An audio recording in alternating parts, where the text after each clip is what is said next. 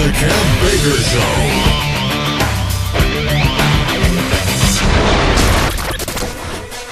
Seeking answers to age-old questions. Deciphering the world painted around you by the mainstream media. This is The Kev Baker Show. And now, here is your host, Kev Baker. Good morning, good afternoon, evening, wherever you be. A big, huge, massive, warm welcome to this, the first Kev Baker Show of the week, right here on your number one network. I'd like to welcome each and every one of you tonight, 49 in the chat so far, and all the extra thousands out there listening live, and the ones who will listen on the stream later on after the show. It really does, it pleases myself and Marty no end to see you all coming back. And tonight, we really have lined up one of the most special shows to date. And I say that because this is really a guilty pleasure of mine too. How many times have we spoke about CERN on this show? It's too often to count. So, tonight, I've managed to find and unearth one of the better guests I've heard speaking on this subject, and we'll get to him in just a moment. Now, if you were listening to J.D. Moore's show during the... Just had to cut that there. If you're listening to J.D. Moore's show during the day today, you'll realise that this isn't just a 1 hour show like normal on the Kev Baker Show tonight. No. To give this guest ample time to present his information, what we're going to do is we're going to roll on over into Joe Joseph's show. So tonight we're going to have a bit of a transatlantic truth special right here on a Monday, Marty. And are you looking forward to this one half as much as I am? Yeah, absolutely looking forward to this one, guys. I know we have been talking about CERN a lot, really, over the past couple of months, but I do find it of utmost importance. It is definitely something that we should get into. Definitely, and with the recent Germanwings disaster, it put it front and foremost on the Kev Baker Show. And Joe Joseph, welcome to the Kev Baker Show tonight. It's something that you too have been looking at in great depth for some time. The CERN. It's Freaky Friday on a Monday. It's almost as if CERN's fired up and we're in an alternate universe already. I mean, what a bonus. This is fantastic. And our guest tonight, Anthony Patch, he's just one of those guys that have done just an absolute plethora of research. I don't know if that's the right word for it, but let me tell you something. I just can't wait to get into this because there's so many different factors in play here. You know, there's so many different things at work. And so we can dissect them all tonight because we'll have plenty of time to go through it all, which is great. Exactly. So like I was saying to the listeners, this show will be running on over into Joe's. We'll take the second hour, and then if need be, Tony will stay on for a third hour just to wrap up anything. So we're not pushed for time, folks. So we've been speaking about Mr. Anthony Patch. Want to welcome him onto the show. Anthony's an author of several books, and he describes himself as a hobbyist monk when it comes to topics like science and CERN. So, Tony, welcome at long last to the Kev Baker Show. Well, thank you, Kev, and Joe and Martin later on. I'm going to call this Monk Monday. Monk Monday it is. Monk Monday works for us. And Tony, you know, I had absolute pleasure listening to your first show with Clyde Lewis on Ground Zero. I think it was maybe just up to a fortnight ago at the most. And that's where I first was exposed to your work. And I must admit, you talk about CERN being a rabbit hole. Some of the stuff that you've wrote and you've sent me and some of your research, you're about to take us down the biggest ultimate rabbit hole tonight that is CERN, man. Well, thank you. As we know, we need to kind of keep our sense of humor about this thing. It is big, it's bad, and it's evil. But I think we also need to know who's in control, and that's where I take my humor from.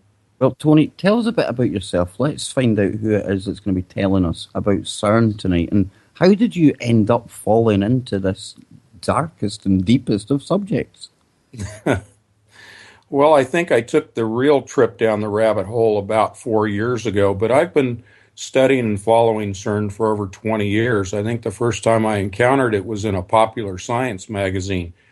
And I was captivated by the machinery, the technology, just the massive undertaking that they had going. But really, about 4 years ago, I began to understand the evil hidden agenda that was associated with this. And that's when I, in earnest, dug into the scientific papers and the journals, and everything that I speak of and that I write comes from the pure science end of things. And I try my best to translate and sum up and paraphrase for the rest of our audience to be able to understand, which is really kind of an arcane, esoteric area of our lives, which is science. And Tony, you're not steeped in this academia. You don't come out with all this jargon. You're like us. You're basically just a normal guy who has, like I said at the top of the show there, a hobby.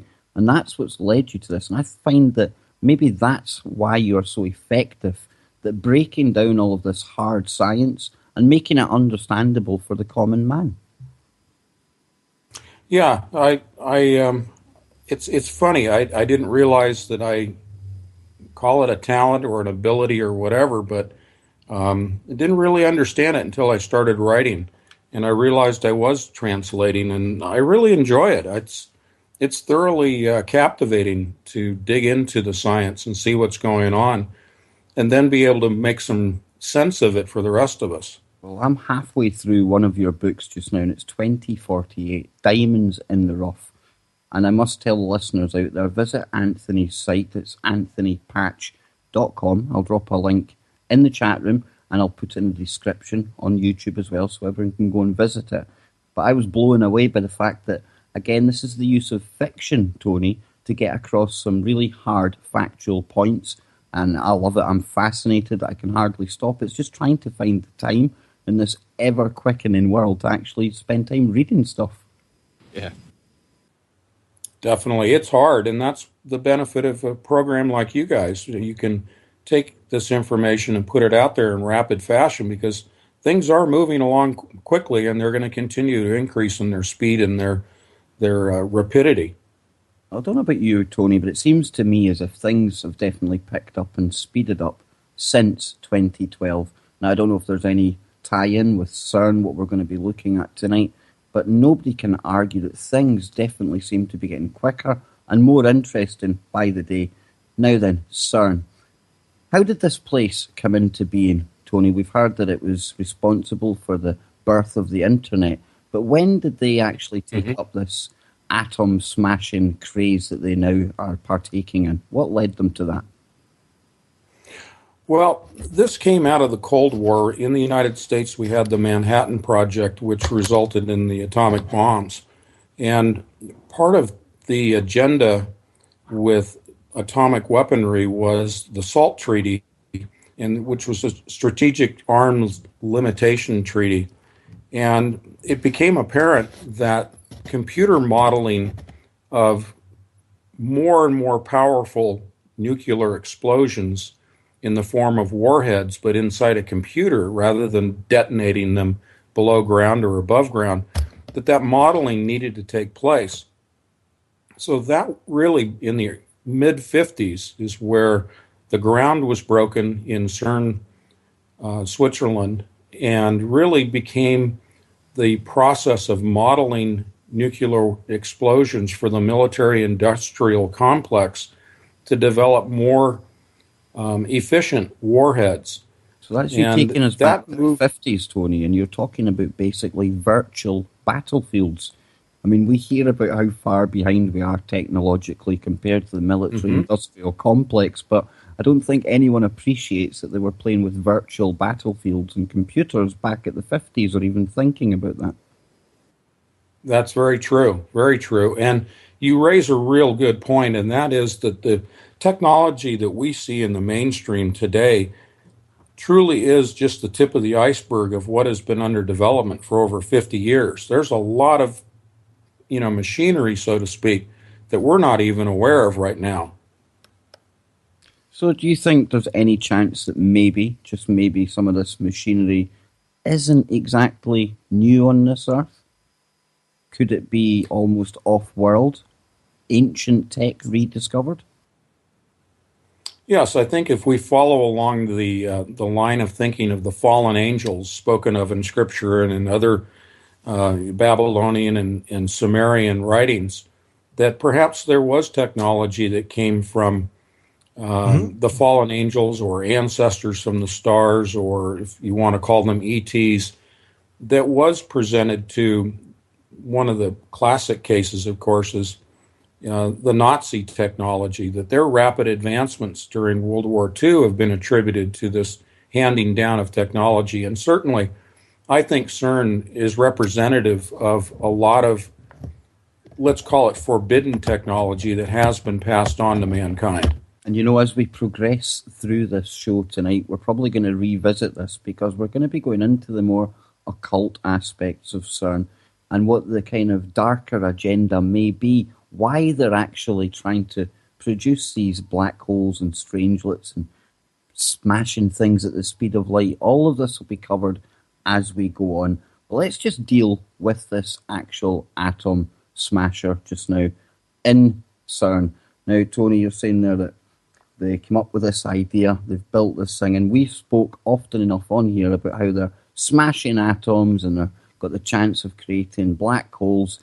And it's okay saying that, but what is it they are actually doing? What is this process all about? Can you describe to us what is going on underground at CERN? Yeah, in a nutshell, and we can get deeper into this, but they're producing two beams of subatomic particles, protons, that are circulating in a ring that's about 27 kilometers in circumference. They're circulating these beams, they're accelerating them to 99.99% the speed of light, and then they're colliding them. They're actually two beams going around in opposite directions that they will cross over, and when the crossover takes place, the beams will collide and they'll fracture out and they'll generate massive amounts of energy from those collisions. And from that, they will analyze those particles and those energies to determine what subatomic particles were contained within those collisions that took place. And we're told how when it reaches its peak, they're going to be smashing things at 14 teravolts. Now, it's impossible for any of us host listeners to even try and imagine that. And the best way, I think, to try and picture it is if we take it down to something we can understand. If you think of two vehicles travelling in opposite directions at 7 miles per hour, when those two vehicles head-on crash, what do you get? You get that collision, you get things flying off, and that combined speeds of the two sevens would give you that 14. Now, Tony, is that a good, fair way of explaining it in layman's terms? Yeah, most definitely. To be a little more complex, the tera electron volts, TeVs, tera stands for trillion. So we're talking about 14 trillion electron volts. And it's hard to put that into, something you can relate to, like a light bulb or lighting up a city or something like that. But really what we're talking about is just a very short burst of energy that also results in the increase in mass. And that's a little more complex. But you're seeing particles that not only generate energy, they're also increasing the mass of particles at the same time. And that somewhat violates the standard model of the universe, and we can get into that much later. But yeah, that's a fair analysis of two cars colliding and generating energy spinning off from that collision in the form of electron volts. And one of these exotic particles that the physicists dreamt up at one point was this Higgs boson. Now, we've all heard of this one, folks, but before we get there, Tony, I've always been told in physics standard model, closer you get to the speed of light, the more mass will increase exponentially. I'm struggling to get my head round how they're firing these protons at such high speeds, so close to that speed of light, and yet they're containing these things in that chamber that is stretching for 17 miles underground at CERN. Have I got a wrong idea of what happens as we approach the speed of light? Do we all have that? No, that's very perceptive of you, my friend, because very, very few people, when they talk about CERN, have picked up on that one little bit, and that is that as you approach the threshold of the speed of light, a particle cannot exceed the speed of light. Everybody has heard that, but the part they haven't heard is that the more energy that you put behind the acceleration of that particle to try to reach that threshold, that particle actually increases in mass, and it will increase as much as 14,000 times its what's called rest mass, or original mass before acceleration.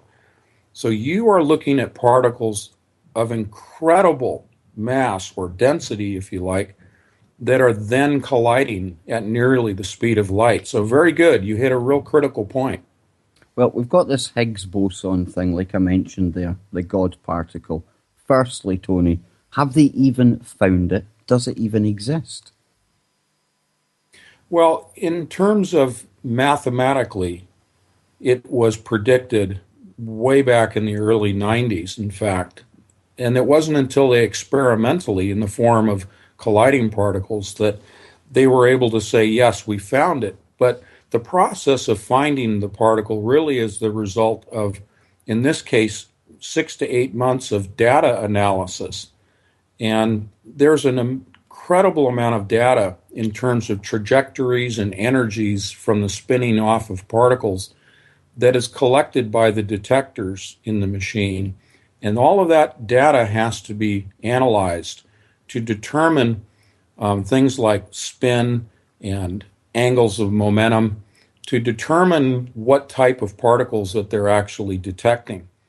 And to put it in perspective, it takes about 4 billion collisions of protons to result in about a dozen Higgs boson even being realized in these waterfalls of data that are generated and then analyzed. So at the end of a 6 to 8 month process, they came up with their final figure of 85 to 90% probability, not certainty, but probability that they found the Higgs boson.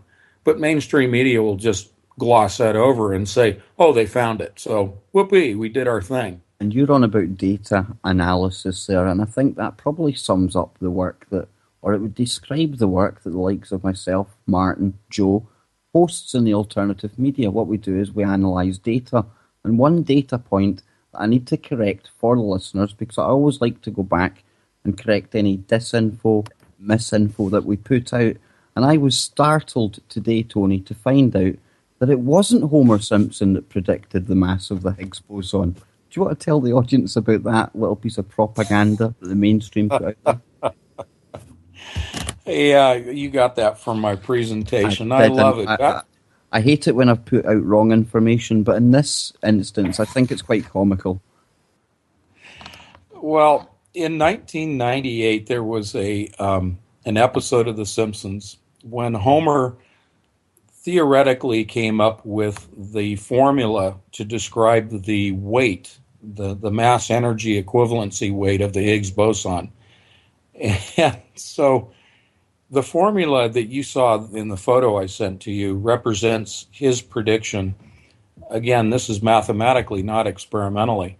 And he was only off by about 661 giga-electron volts. Now, giga-electron volts represents the mass of the Higgs boson. So he was only off, let's say, by a few hundred giga-electron volts. The reason this came about is a gentleman who was a staff writer for the program for The Simpsons is a mathematician, and he's written a book about the math of the Simpsons series. And it turns out that there are quite a few staff writers that are actually mathematicians. So there's a rabbit hole right there for you. And one interesting piece, just to round off the Homer Simpson stuff, when you actually worked out the equation, it was Tony that was pointing out that it works out to 777. Now, in numerology, obviously the occultists, and that is something we are going to be going into as the show goes on. That is a very relevant number indeed. And it was only last year we had Christine Lagarde from the IMF reminding us just how important the number 7 is to people who know how numerology works. So then, away from that, back to CERN. Now, we were dealing with this Higgs particle, Tony. Now, that makes up part of the Higgs field.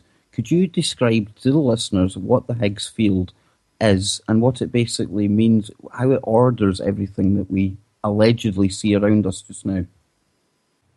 Yeah, and again, we're speaking and reflecting what the scientists are putting out, which is theoretical hypotheses about the universe from the Big Bang to the makeup of the universe. It is all theoretical because we're standing on a little marble in the universe trying to figure out what the rest of the universe is doing and what it's made of. But if we follow the lines of the Big Bang, the Higgs field is essentially what comprises dark matter and dark energy. And to kind of drill down and give you a picture, the Higgs field is much like a matrix. And I know that's the name of a movie, but think of it as a fabric of space, a woven fabric. And moving through the woven spaces of the Higgs field are what are known as weakly interacting massive particles, or WIMPs. And the Higgs boson is considered one of these particles that moves through the Higgs field.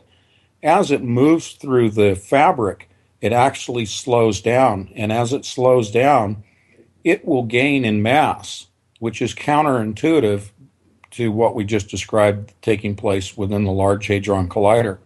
But again, it's the fabric of space. It's where the quantum particles live and breathe and move. And that's what they intend to literally tear apart and rip the veil, which is the Higgs field, in our universe. I've always speculated, and it is pure conjecture and speculation on my part, that during the first round of these experiments, Tony, could it be that they almost went away and redone the maths? Because when they fired it up that first time, possibly they didn't have the power levels correct. Maybe they couldn't maintain a stable opening, a stable rift into this or through this Higgs field. Do you think I'm way out in the realms of the Twilight Zone there? Nope, you're actually right on track. That's an excellent question. You've done your homework, I can tell. Yeah, I did tell you I was a right CERN buff. I do apologise to the listeners out there. I do. I know. I'm so sad. No, it's cool. We're in the same camp. Maybe we're in the same rowboat without a paddle. I don't know. And, you know, as we go on, we were even talking today off air about how maybe you were destined to end up doing this kind of thing, Tony. But just to lay out the basics in this first section, that's what I'm trying to do for the listeners here. Now, we were obviously told on the 24th, or yes, I believe it was the 24th of March, that there was a short circuit that had occurred on the 21st of March. Now, obviously this coincides with this German wings disaster, Tony, and this takes me to the first show I heard you and Clyde on. Now, I'm going to ask you to enter the realms of the woo, as we call it here on the Kev Baker Show, into the freaky stuff. Do you think there could be any correlation between what is going on in Geneva, under the Alps, and what happened above ground with the German wings Airbus flight? I will speak hypothetically with just pure conjecture on my part. I have no way of proving anything that I'm going to say, and it's just connecting some dots. There's two things.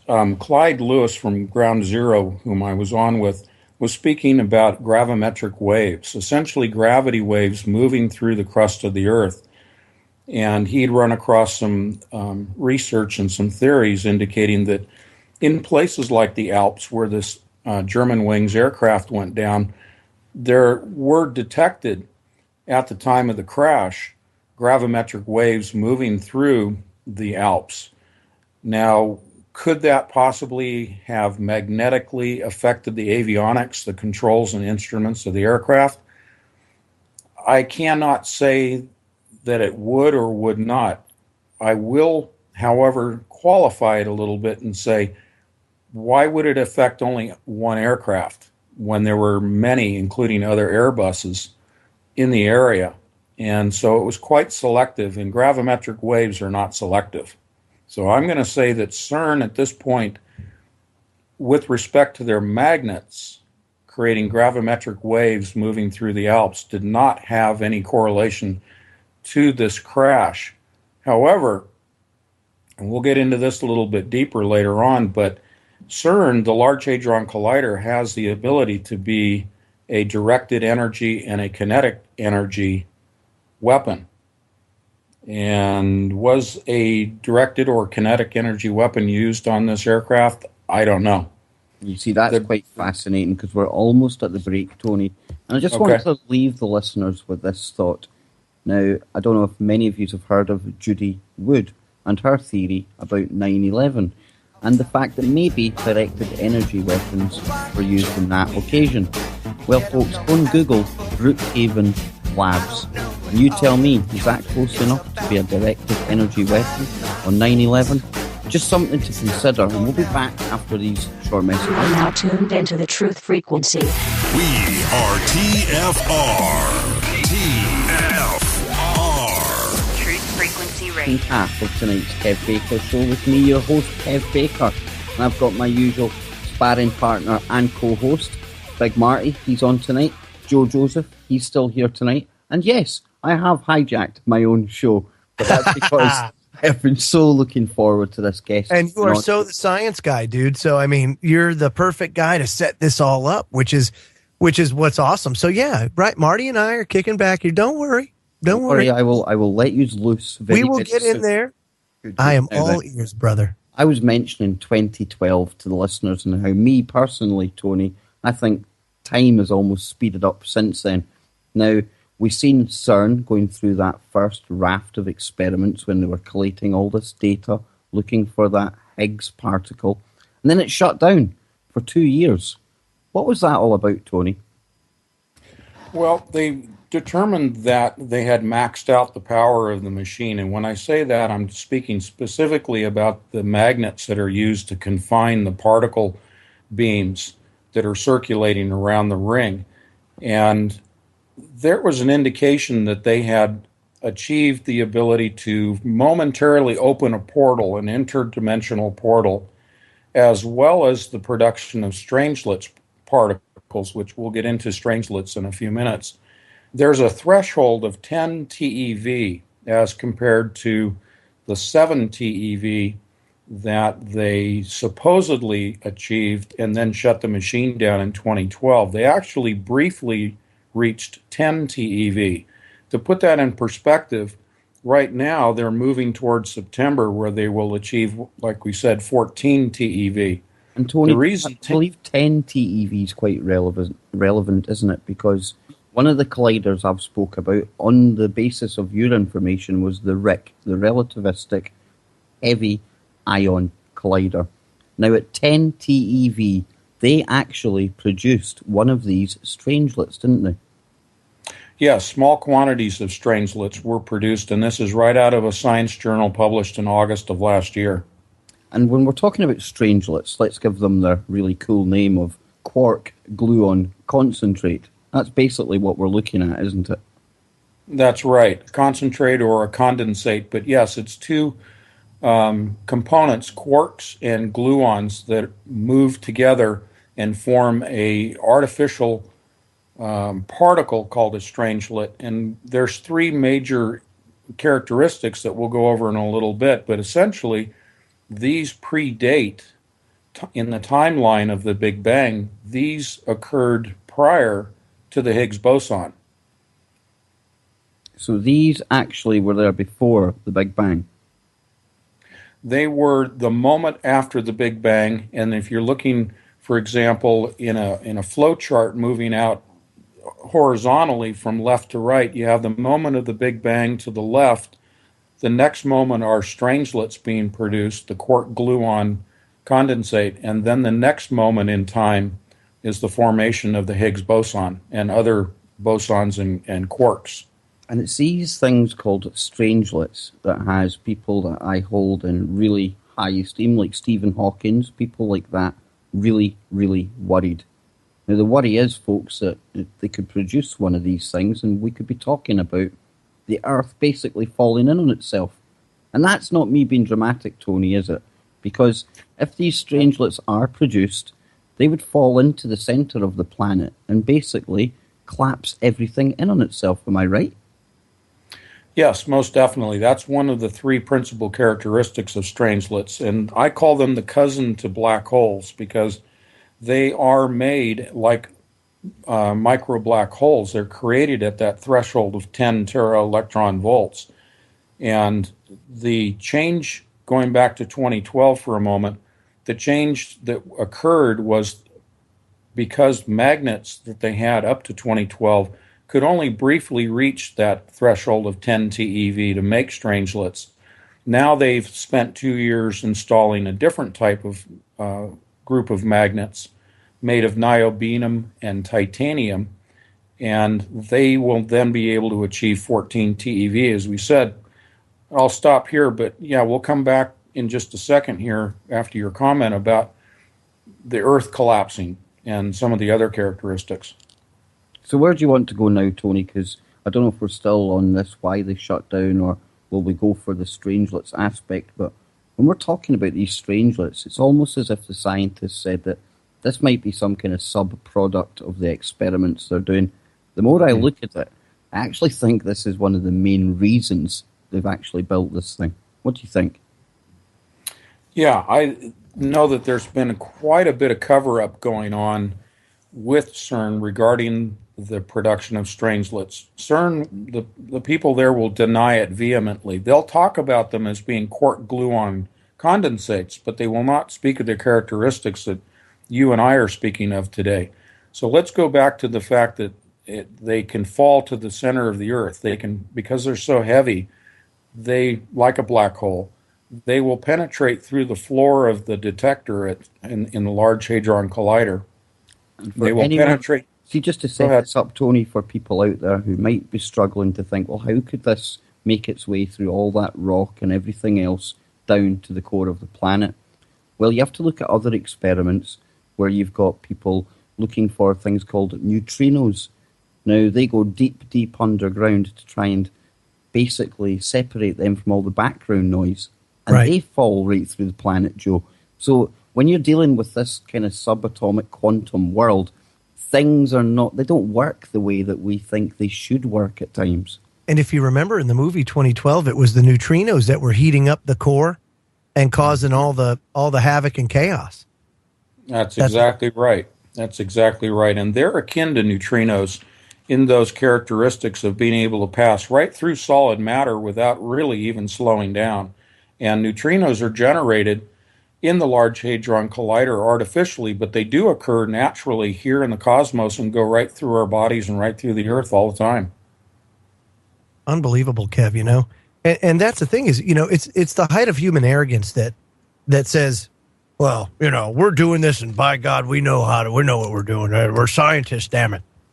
But to me, I mean, they're screwing with some pretty high-powered, dangerous stuff here, you know? Almost akin, Anthony, to, you know, the first nuclear experiment and the 50% chance that we're going to ignite the atmosphere on fire and destroy all life on Earth. Yeah, they had a betting pool on whether it would ignite the atmosphere or not. Just unbelievable. If we have produced these strangelets then, Tony, and one of them is down there doing its thing, what kind of signs can we look out for on Earth? How would we know that this is even happening? Well, it is my conclusion, based upon the report that I cited that came out of the RHIC at Brookhaven in August, that back in April of last year, they produced a small quantity of strangelets, and they were very proud of it. And if that is the case, there is no vessel that can contain those. Therefore, you can extrapolate that to say that strangelets are now at the center of the Earth, and their characteristic, beside being able to penetrate the Earth like a neutrino, is that they are stable. They attract unstable matter, which is virtually everything else. Everything you see and interact with on a daily basis is actually unstable matter. A strangelet is stable, therefore it attracts unstable atoms, starting with quantum particles, but then attracting atoms and then molecules to them, and exponentially they grow. and they attract more and more material to them. In the case of a neutron star, as an example, this is how a neutron star is created. You could therefore say, theoretically, that the Earth has already begun the process of conversion to a neutron star, and it is my conjecture or connecting that that's why we're seeing the increase in volcanoes and earthquakes taking place. Definitely, nobody can dispute the fact that when you look at the frequency of the earthquakes and the volcanoes, I know there's people out there say that's just down to better reporting and better technology these days. I don't think so. I think things definitely are picking up, Joe. And these changes that could hint at some kind of anomaly being down there in the centre of the Earth, we don't have to look very hard to find these volcanoes, earthquakes, strange things going on. And absolutely. And we're seeing an uptick of it. At the same time, from a cosmic standpoint, things are changing cosmically as well. So there is a lot in play here. CERN being, to me, CERN seems to me to be more of a, it's got a science side. It's got a spiritual side to it as well. And we'll get into that definitely in hour number 2. The consequence of opening these gateways and interdimensional portals and black holes open up a whole host of possibilities that I don't think either they haven't factored in because they don't believe it themselves, or they do believe it and they're just so damn arrogant and they think they can control it. And one other thing I think that they might be exploring with this, and this is just purely because of the fact that, I like to explore modern culture and TV shows, Joe. Right now, one of the biggest ones is 12 Monkeys. Now, this involves time travelers coming back from the future to fix a problem in the here and now. But the interesting thing here, Tony, and I'll send you a picture and I'll put a picture in the chat room as well, the actual device that they are using, it's a Hadron Collider-like machine. It is basically just a miniature CERN. It probably looks like the one that they've got at Brookhaven Labs. And I just wonder if there's any kind of manipulation in the time field. Are they trying to, dare I say it, spark up a time machine? Mm-hmm. Most definitely. And we'll get into things like the electric universe. We'll talk about wormholes and quantum time field changes and things like that, because most definitely when you're talking about the type of magnetic energy that is generated as well as the energy that results from the collisions, you cannot help but distort time because you're tearing into the fabric of space. And it's NASA, I believe. They've launched the MMS-4 satellite mission, and I believe that's the magnetic multi-scale experiment. And what they're doing is they're actually watching the effects on the magnetic field, Tony, are they not? They are, because when the magnets are powered up, they are most definitely affecting the magnetosphere and the magnetopause. They call it the shape or morphology of it that they're changing. And this is going to lead into Saturn and some other things that we're going to talk about in a minute. But those 4 satellites are arranged in a diamond formation over the Earth, and they are there as updated versions of pre-existing satellites that have been watching the microscopic micro black holes that naturally occur when gamma rays coming from the universe, from the cosmos, from a black hole, when they burst forth from a burster, gamma rays are directed towards the Earth, and when they enter our magnetosphere, they cause black holes to be formed. Now, these black holes are microscopic, and they only last for less than a nanosecond, but this is what the MMS is looking for, are the creation of black holes as a result of the activities with the Large Hadron Collider. And I believe they won't even fire this CERN up when there's CMEs firing off. Is that true? Yeah, it causes quite a bit of distortion within the detectors. You need to appreciate, and I'm sure you do, but the audience needs to appreciate that the atmosphere, if you will, within the detector when a collision occurs needs to be as clean as possible, and it needs to be as free of electromagnetic interference, such as would result from energy coming from the sun in the form of flares, coronal mass ejections, and those distortions of our magnetosphere that occur and the energies penetrating those shields would reach the Earth and therefore reach the environment of the detector and basically would distort all of the data that's coming out of these collisions that they're trying to analyze. So it's a matter of interference. Joe. You know, it's interesting, Kev, and Anthony, because I've seen, and I can't remember where I've seen it, but when they fired up CERN and they have those satellites that are looking at the magnetic field of the Earth and they fire it up and boom, it just, you can see the magnetic field just get all kerfluffled, I guess you could say. Mm-hmm. Definitely. So with that said, you know, if you do it at the same time a CME's inbound, the Earth is basically defenseless, at least as far as I can tell. I mean, or compromised. And absolutely. Yeah, I would think it would cause a whole host of other problems as well, Anthony. It definitely does, and there are also people that are very sensitive, people we would call sensitives, who are able to sense when CERN is powered up and operating. This is also contributes to the effect upon the animals that we have seen. We've seen the mass die-offs that occur when we have CMEs from the sun coming through and penetrating the shields, and if CERN is dropping the shields or opening, gaps in the shields, then most definitely we're going to have animals and people affected by that, and many people psychologically are affected. This is something they must know, though. They must be monitoring all of this. It must be like HARP.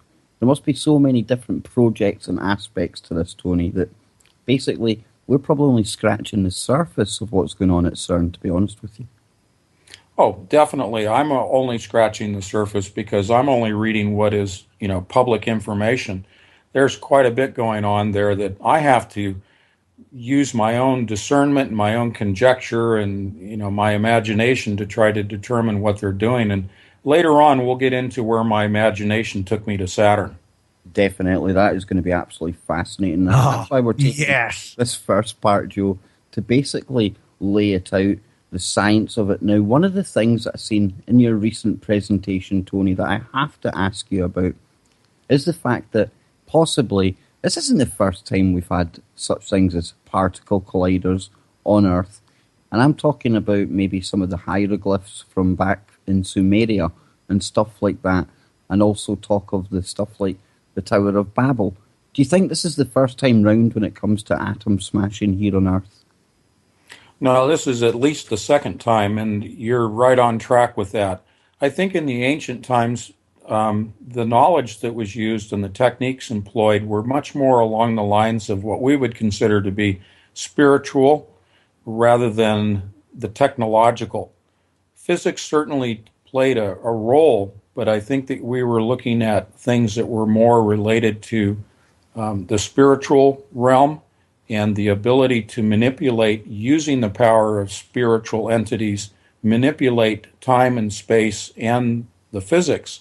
And portals were opened in the ancient days, and we see in the Sanskrit writings, we see in the Babylonian carvings, stone carvings, representations of devices and machines that look identical to the detectors and the particle accelerators within the Large Hadron Collider, as well as smaller colliders around the planet.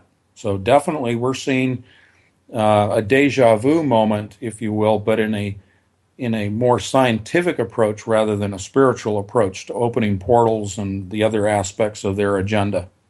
And it might sound a bit woo, a bit out there, but when you think of the Egyptians and the fact they used to speak of going on journeys into the underworld and stuff like this and using almost like boats to traverse this underworld, makes you wonder, Joe, what they were actually talking about. And I'm not a religious man per se, but it seems to me that there really is nothing new on Earth. No. Everything has happened before. It's all absolutely.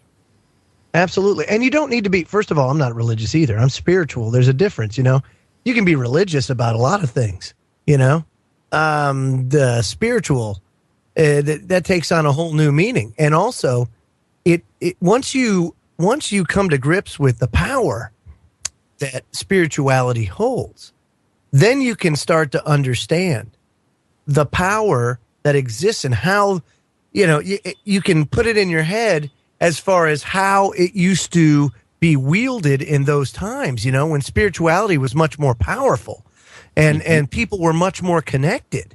And that's why, I'm sure one of the pivotal reasons why God was removed and there's been such a push to remove God from society is because they know that that is the only way that they're going to be defeated, I guess you can say, is through that spirituality. And what they're trying to do, I mean, this is CERN and devices like it. There's nothing but bad. I mean, they've got some good.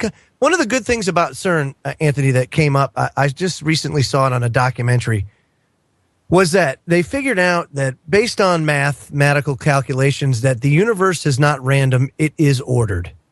Mm-hmm. That's one thing that came out. And I found that fascinating because that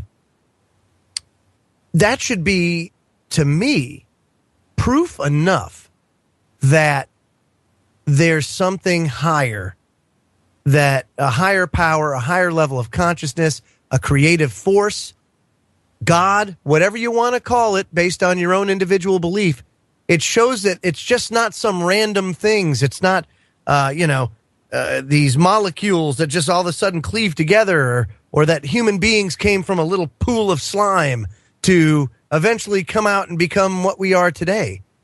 It all kind of ties together. So, I guess the silver lining in the cloud with CERN is that, that was one thing to come out, was that, hey, the universe is not random.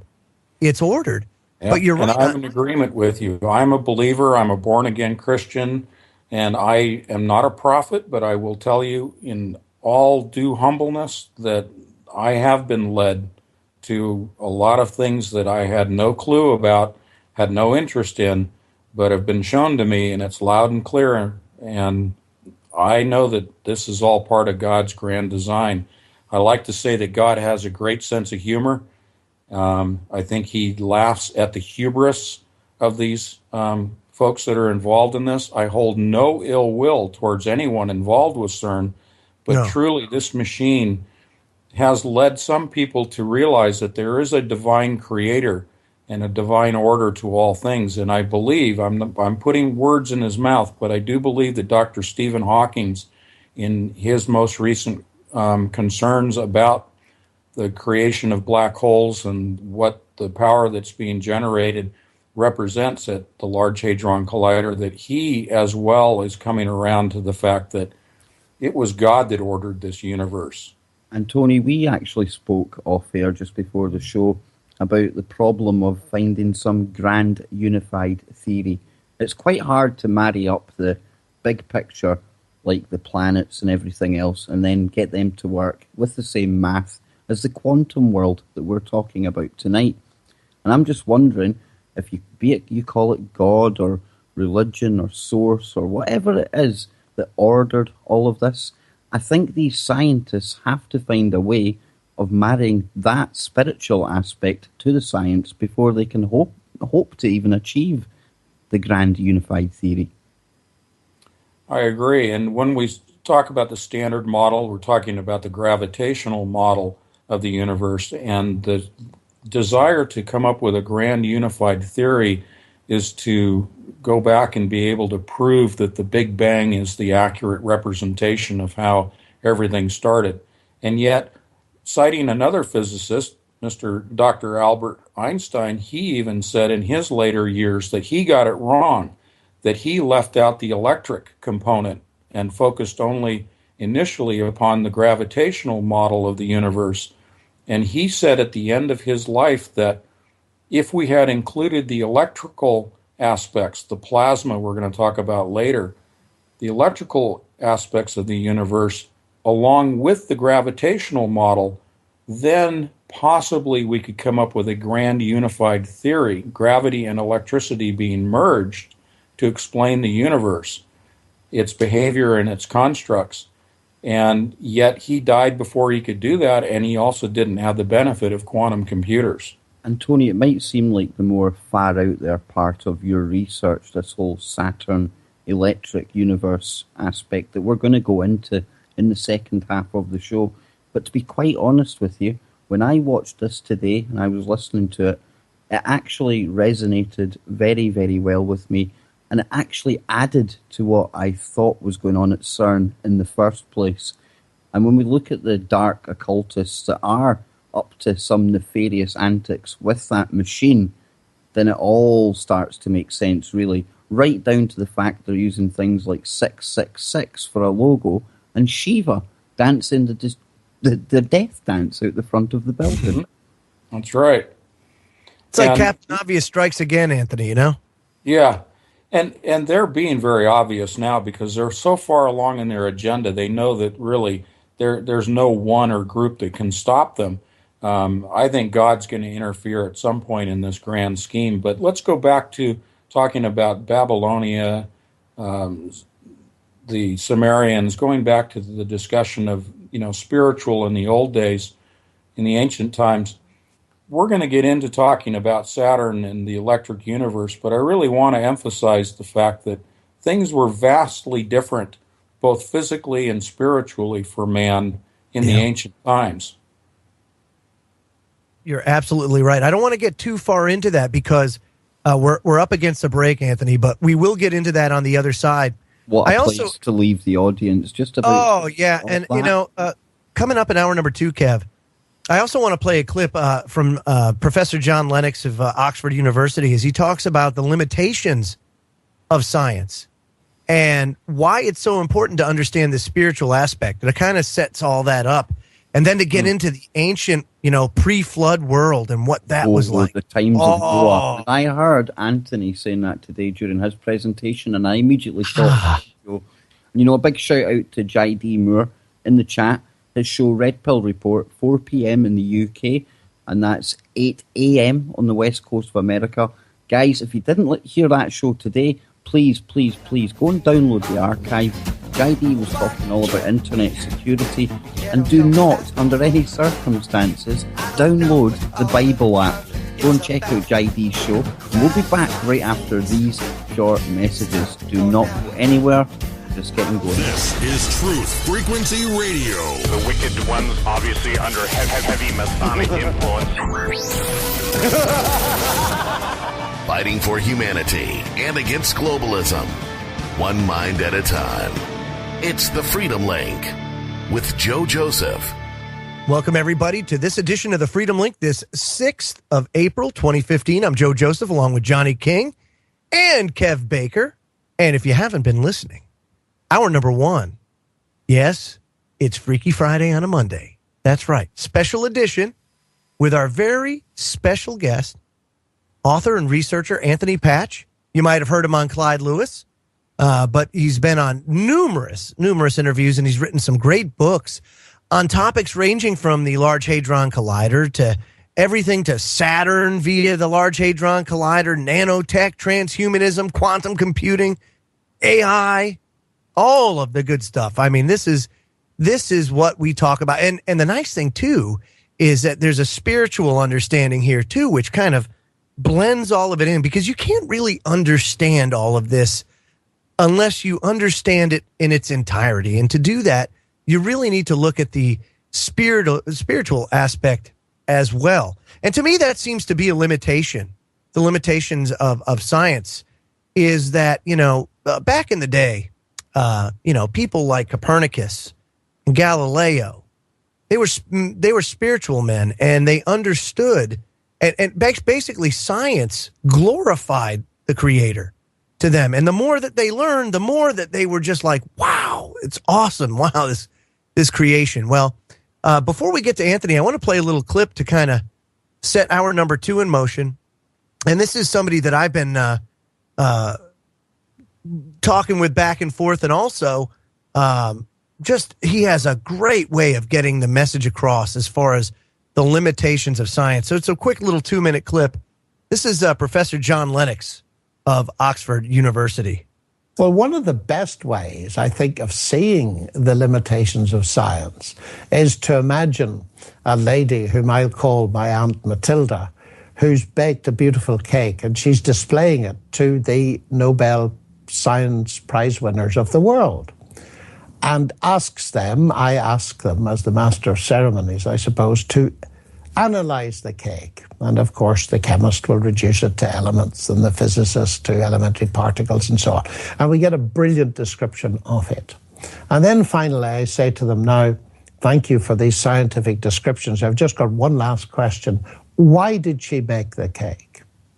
And of course, the physicist can analyze it, but the physicist clearly will not be able to tell me why she made the cake. In fact, no scientist will, unless she reveals it to me. Now, the interesting thing about that is this, that when she reveals it and tells me it was made for her cousin Fred or something like this, that doesn't shut my reason off. I use my reason to see if her explanation makes sense. Now, of course, that raises very deep questions. It raises the question as to whether there is a something, or better, a someone who stands in the same relationship to the universe as Aunt Matilda does to the cake, and whether he has revealed anything. And of course, the basic Christian claim is that's precisely what has happened, that God, who made the universe, has revealed something.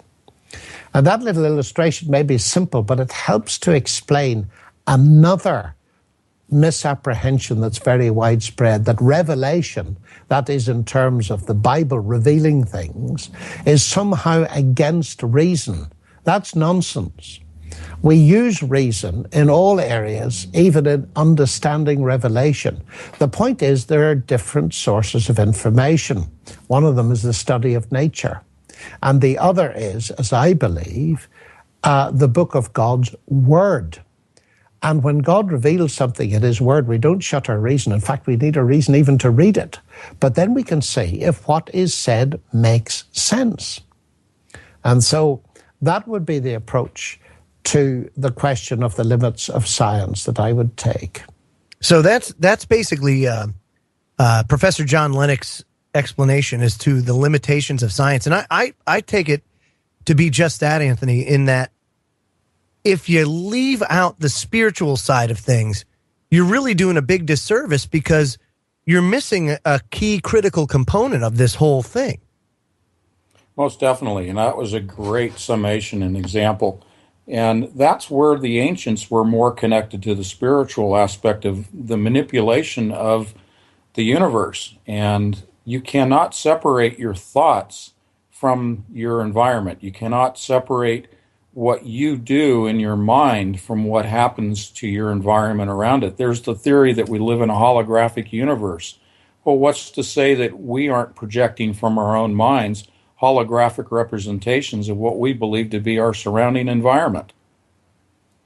No, very much. And very well said, too, you know. Joe, I've always worried about if they pierce this veil at CERN, what happens if they're looking through into the other side and they see another equal set of scientists waving at them going, no, turn it off. You know, this could have horrible implications. We're recreating a Big Bang. Now, in my mind, the best way to do that is to have another Big Bang, and Tony's been telling us about how basically we are now on course to become a neutron star. I mean, it's unbelievable, man. It's like the script of a bad X-Files film. But Johnny King, you know, when we talk about like mathematical precision of the universe, if it happened any faster or any slower, we wouldn't be here right now. No, it had to be absolutely precise. If it would have, I think it's a billionth of a percent slower, the universe would have collapsed. If it would have been a billionth of a percent faster, the universe would have exploded. I mean, that's like interesting. a balloon. And that Anthony seems to be just more evidence that, you know, there's more to this than just the scientific or analytical aspect of it. I would agree, and I think what you guys are referring to is there was a recent article that just came out. I forget the name of the physicist, but he was talking about chaos theory, and that we're living on the ragged edge of balance and imbalance, chaos and order. And it doesn't take much to push us over that precipitous edge into chaos or into destruction. So you're exactly right. There is definitely a divine order to everything. And I think we as individuals who become aware of this information can have an influence through our own prayers and our own spirituality as to what's going on with CERN and what's going to happen with our planet. Now, just a little background, and Kev can relate to this too, because we've been going through hell here lately. It just seems. Well, Tony mentioned the fact that some people are maybe more sensitive. Sensitive to this stuff, right? That's what I'm saying, Tony. I mean, I can't believe. Well, let me just say, I have never put two and two together before in this regard, but how playing with devices like CERN, and I don't think people understand just how powerful that device is, can wreak such havoc, not just on the human body, but also the human psyche, your spiritual connections, everything. And the other thing that's interesting too is, and maybe you can talk to this a little bit, is really we don't see a whole lot of existence. We see a very small portion of it, but things like CERN expose so much more of that reality that we don't see. Isn't that right? That's right. I think if we take a step back and look at the big picture of what's going on and objectively say, suppose we were watching the X-Files, or we were watching a movie or reading a book in which this whole machine and its agenda and all the people and the money were part of this storyline, you would look at that and go, well, that's, pretty remarkable, creative, whatever, but boy, I'm glad that's not happening in our reality. Well, the shock is, it is happening in this reality. And what are they really doing? And you have to say, when has human history shown us virtually every country coming together, massive amounts of money, and technology and the brightest people in the world all pulled together for one purpose? It's not to find the God particle. I think people have to really accept that cold, hard truth that there is a lot more going on because we can see a lot going on. Absolutely. And John King, I just recently read that the cost to power CERN up £1,000 a second. £1,000 a second is what they said. Sure, and that's just for the accelerator portion of it. Right, exactly. £1,000, meaning like not dollars, John, pounds. £1,000. Oh, okay. Yes. I'm sorry. £1,000 of BS. Oh, yes. Well, no, but I mean that's to invest that much as far as resources into it. It seems to me that's a pretty heavy endeavor to find a Higgs boson particle. They're trying to accomplish a whole lot more, and I go into this in my books, but just very quickly, let's just say there are a dozen different agenda, ranging from transhumanism to DNA manipulation to the opening of portals, the production of strangelets and black holes, to communing with other spirits in other dimensions, to reaching out to Saturn, to wanting to kill God. Okay? How's that for a list of agenda items? Pretty ambitious. Yeah. That's what I'm saying. And that's an unbelievable reality, is that these people, these architects of CERN, because you look at when CERN was first developed, the father of the atom bomb was part of it, John King. One of the masterminds. Right. Go ahead. No, we're looking at, Oppenheimer and Teller and all of these guys. And that all started at Berkeley, my alma mater. That started at the radiation lab at Berkeley. And there's a synchrotron particle accelerator there now that's called the Advanced Light Source Building. And that's tied to Livermore, which is just a half-hour drive from Berkeley.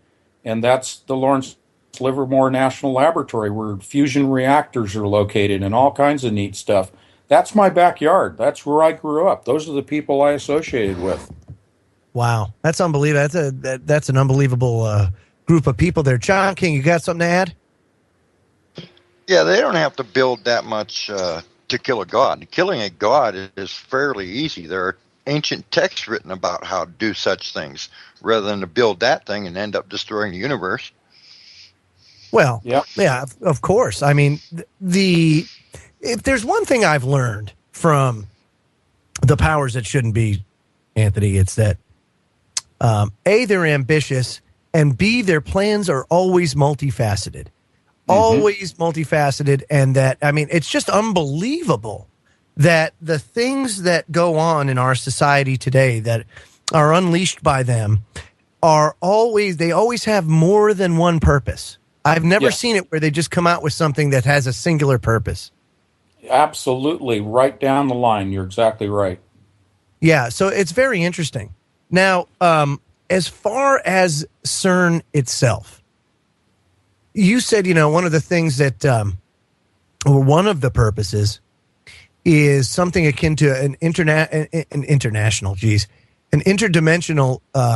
portal or a wormhole.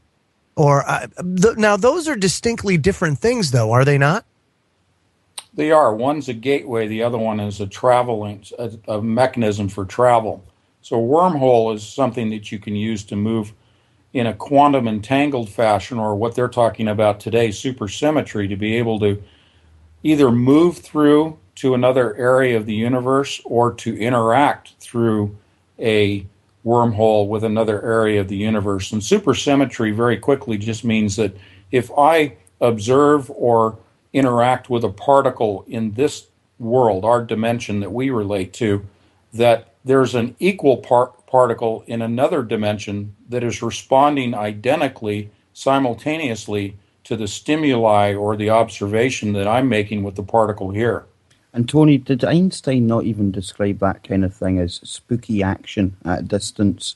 Basically, Absolutely. he couldn't fathom it at all, but he knew it existed. Right. He was using his mind much like we use quantum computers today. The man was absolutely incredible in his ability to model in his mind mathematically and write the formulas in his mind what it was that his imagination was telling him. You see, that's what I would do. If they do manage to get time technology going, I would go and I'd pick him up, I'd get Tesla, I'd bring them back to just now, and I bet you the two of them would just spend the first week shaking their heads at what they're using some of this science for. I think the first thing Tesla would say is, "You stole my ideas." Very good point. Yeah, now that guy was, let me tell you something. Talk about a brilliant mind. Also talk about, how we've seen these brilliant minds get snuffed out really easily, especially over time. One of the things that here in America, Tony, is the dumbing down of America. We've seen it big time.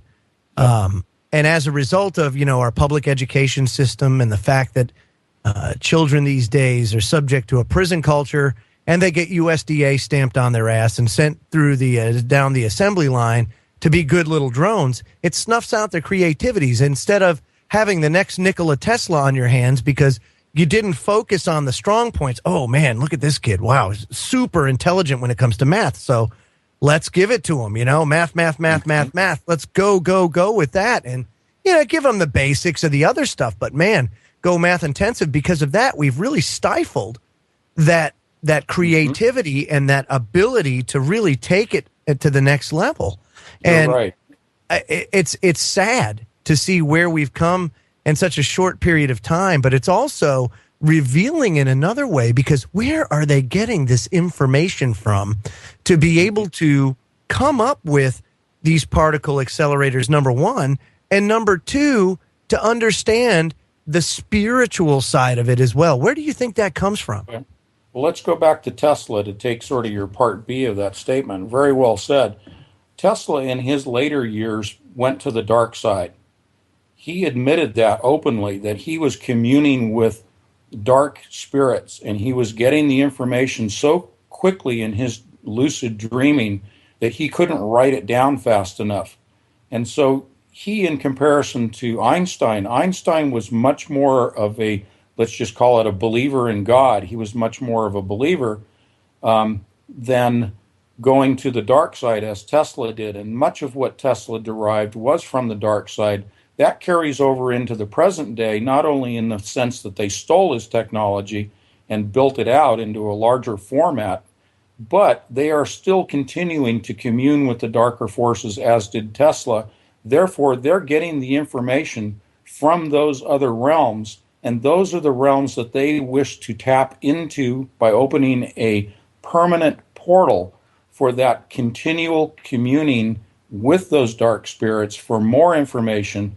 And this goes to the big picture, believing the original lie put forth by Lucifer, who became Satan in the Garden of Eden, that you shall be as gods, you shall live it forever, hence transhumanism, DNA manipulation, and we're going to talk about Saturn in a little bit.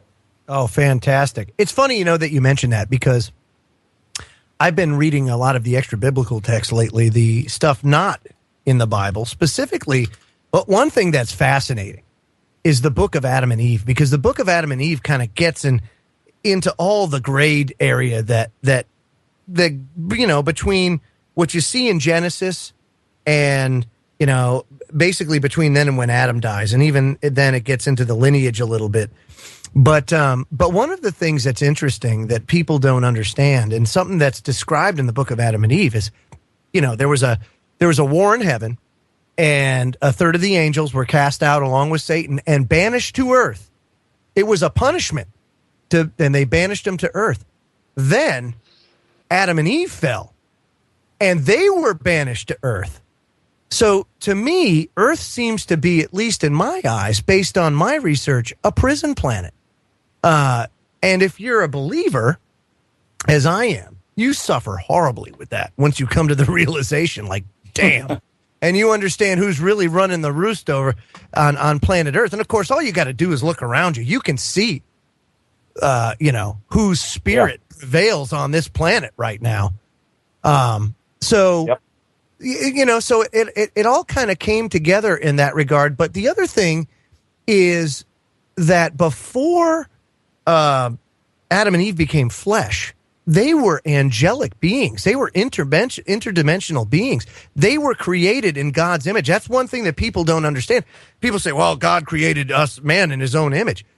Well, at first he did when we weren't made of animal flesh. Right. But before that, Adam and Eve saw into the angelic realms, into the different dimensions. They could see all that. And when they were cast out of the garden, which I believe, based on the reading that I found, isn't exactly in this material realm, this three-dimensional realm that we live in, that there was more to it than that. But when they fell and that was taken away from them, imagine being able to see into these different realms of existence, into these different dimensions, and then having it ripped away from you.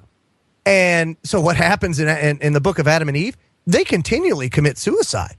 And God's having to bring them up, raise them up. He said, and God spoke the word and raised Adam again, and Adam jumped off a mountain. And then, okay, time to raise him up again. So, it is just a fascinating story. But it all shows, that, look, there is so much more to this existence than what you see and what you experience. And if they believe it, you should believe it, because they're using it for them, Anthony, and that's the thing, to advance their agenda. If people want evidence that there is an occult agenda and occult motivating factor to what's going on at CERN, beyond all of the wonderful physics and machinery that they have, look at the dances that they did recently. They had a video they put out called Symmetry. They have put on an opera, so to speak, inside the machine itself, inside the Large Hadron Collider. They are doing rituals at CERN that are purely occult in origin. So they know that there is spiritual power. They know that they are worshiping other spirits, and they're getting information from them. And they know that those spirits are there to help them achieve Satan's goal, which is, in the final analysis, opening portal and wormholes and everything else. The final analysis is Satan wants to kill God, and he needs an army to do it. So I'll stop absolutely there. No, absolutely. That's a great way to look at it. Or better yet, look at the people now today that are pushing this agenda. They want to become gods of their own. Here they are pushing for immortality. We can get into transhumanism too, because that's a great topic that you speak often on. Well, Joe, I've seen it described once that these futurists like Eric Pianka and Kurzweil and all these kind of guys, they not only think they're at a level now where they can take on God, they think if it was a one-on-one fight, they could trump his creation. That's the level these people are thinking. That's the hubris they show. It's arrogance. It's total and complete arrogance. I mean, that's the thing. Think about this for a second. Here you have a God that spoke into existence everything, from the Big Bang on. If these guys can go ahead and do that, go ahead, try it. I'd like to see it. Personally, I think you're going to see a little intervention before that happens. Kind of like, that drunk friend that you got that just can't control himself and is drinking a half gallon of vodka a day. What do? You hold an intervention. Why? Because you love him. What do you think God's going to do? You think he's going to just let it go on ad infinitum? No. This is his creation. He still loves his creation, and he's going to have an intervention, just like we would. It's the same exact thing, Tony. That's right. And, from just a machinery standpoint, the Hadron Collider is very fragile. We saw the supposed, interruption last week because of a small piece of debris causing a short circuit.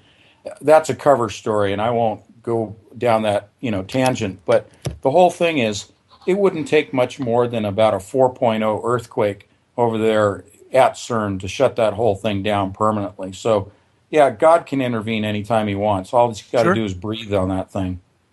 I'm just having a few thoughts here, Joe. You know how my mind works. I jump and cut you all off. But you are talking about a prison planet. And we're looking earlier on about the fact that possibly, just possibly, CERN could be viewed as a weapon. Now, I'm wondering if something with 10 or 100,000 times the strength of the Earth's magnetic field, I'm just wondering if that's going to be enough to punch a hole in that Van Allen radiation belt. Something that NASA just recently admitted again that us humans can't get through yet. So, although there could be interdimensional aspects to everything that's going on there, maybe we're looking at a more physical application to this as well. Again, very good. Just a thought. Very good point. Yeah, it is a very good point. And boy, we're running up against a break, but this conversation is just fantastic, folks. And you want to stay tuned to the other on the other side of the break as we get into more of the spirituality. We'll get into the electric universe, how Saturn plays into all this. I bet you it won't be the Saturn that you think it is, but we'll get into that as well because, again, there's so much more to this. And also some pre-flood talk. Oh, yeah, because, if I'm involved, we got to get into as was in the days of Noah. So we will indeed right here on the Freedom Link on Truth Frequency Radio, truthfrequencyradio.com. We'll be right back. This is Truth Frequency Radio. The wicked ones obviously under heavy Masonic influence. Welcome back, everybody. Joe Joseph here. You're listening to the CERN Link. We've decided to go away from the Freedom Link, and tonight we're calling it the CERN Link, or better yet for this segment, the Saturn Link to CERN. Ooh, yes. I'd also like to invite everybody at 6 p.m. Pacific, 9 p.m. Eastern to join Mike Pachesny and Kriston T. Harris for the Rundown Live, and then following Mike and Kriston is Phoenix Rising Radio with Phoenix himself. So just an awesome night of radio ahead. And, of course, our very special guest is Anthony Patch. You can check out his website, anthonypatch.com. Go there today. Check out the books that he writes, and especially the subjects that he gets into. It's just awesome. I mean, months of reading. I mean, all this research, actually years. It takes a long time to get this. But we're talking about, the spiritual component of the Large Hadron Collider, or CERN. And, Anthony, you were bringing up Saturn. How does Saturn play into the Large Hadron Collider? Well, it's interesting. I had looked at the physics of what CERN was capable of doing externally as a machine. What could it do? What could it project? And I also looked at some of the mystical aspects of our universe and the ancient beliefs and cultures. And I made the leap in my head that CERN's going to connect to Saturn. And then I started to look more into perhaps there were some pre-existing theories that would back up my thoughts.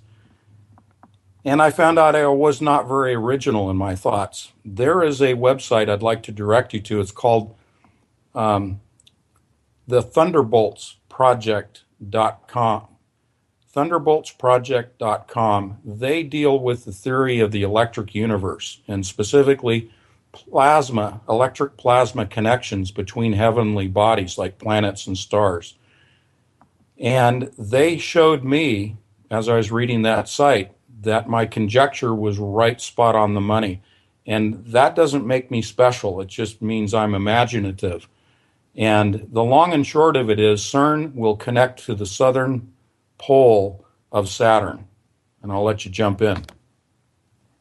Whoa, Marty, help me out here, man. My brain started leaking out onto the floor again. Yeah, I absolutely thought. I wonder if there's some significance to the actual location of CERN and where it is based and the constellation of the planets and the stars. And maybe that's it. Maybe that's the answer to it, is some sort of connection to Saturn, some sort of portal, maybe using the energies. Would you say that, Anthony? Yes, indeed. When we go back to the ancients, we look at the pyramids, we look at the Giza pyramids, and all of the conjecture that they, being directed energy weapons, sources of energy, energy collectors as well as generators. So if we look at the pyramids and carry that over to CERN, CERN is a modern version of a pyramid. And essentially, I'll get to it, but I want you to interrupt me if I going too quickly. But we are looking at a plasma conduit, electrical plasma conduit being created at CERN and projected at the southern pole of Saturn. And I'll tell you why that's going to occur, but we can go into the physics if you want for a moment. Now, just before we go into that, Tony, there was a question in the chat earlier on, and now's a good time to get it in here. And it's something that I think we've all thought about as well, but none of us have really dug into. And that's whether the location of CERN may well be on top of some of these naturally occurring ley lines that we're talking about. Do you know anything about that? Yeah, definitely. It sits right on top of a ley line. There is a magnetic confluence or connection or meeting of ley lines at CERN, and that goes back to our discussion with the aircraft crash and gravimetric waves occurring at the same time. I don't think they were connected, but it does indicate that there are gravimetric waves that correspond to the ley lines, and it was not by accident that they selected that location Could they be for the trying collider. to even charge up this natural energy grid, Tony? Could they be trying to do something on that aspect? Yes, they will definitely tap into the naturally occurring magnetic energy of the planet through the ley lines to boost the energy that they are using within the collider itself to make that connection between the Earth and Saturn. And I'll give you the history on Earth and Saturn and its proximity in just a moment. Well, that's just what I was going to say there, because a lot of people might be thinking, well, how are you managing to tie Saturn to CERN? A lot of speculation here. But having watched your presentation today, I've got the advantage of that. Some of the cave art and the ancient hieroglyphs, they were basically hinting at this electrical model to the universe that we are kind of talking about here just now. Mm-hmm. In the ancient times, and we're talking about pre-flood, we're talking about pre-Babylonian, pre-Sumerian, going way back, Saturn actually was closer to Earth than it is now. And our environment, including the atmosphere, the density of it, the electromagnetic energy, the gravity of Earth was vastly different at the time when Saturn was very close to the Earth. There was an actual plasma conduit connection between Saturn and the surface of the Earth back in the ancient times. There was a planetary alignment that existed. If you picture Earth and then looking up into the sky, the first thing you will see very close to the planet is Mars. And right behind Mars in alignment is Venus. And then beyond that is Saturn. Yeah, excuse me, not Venus.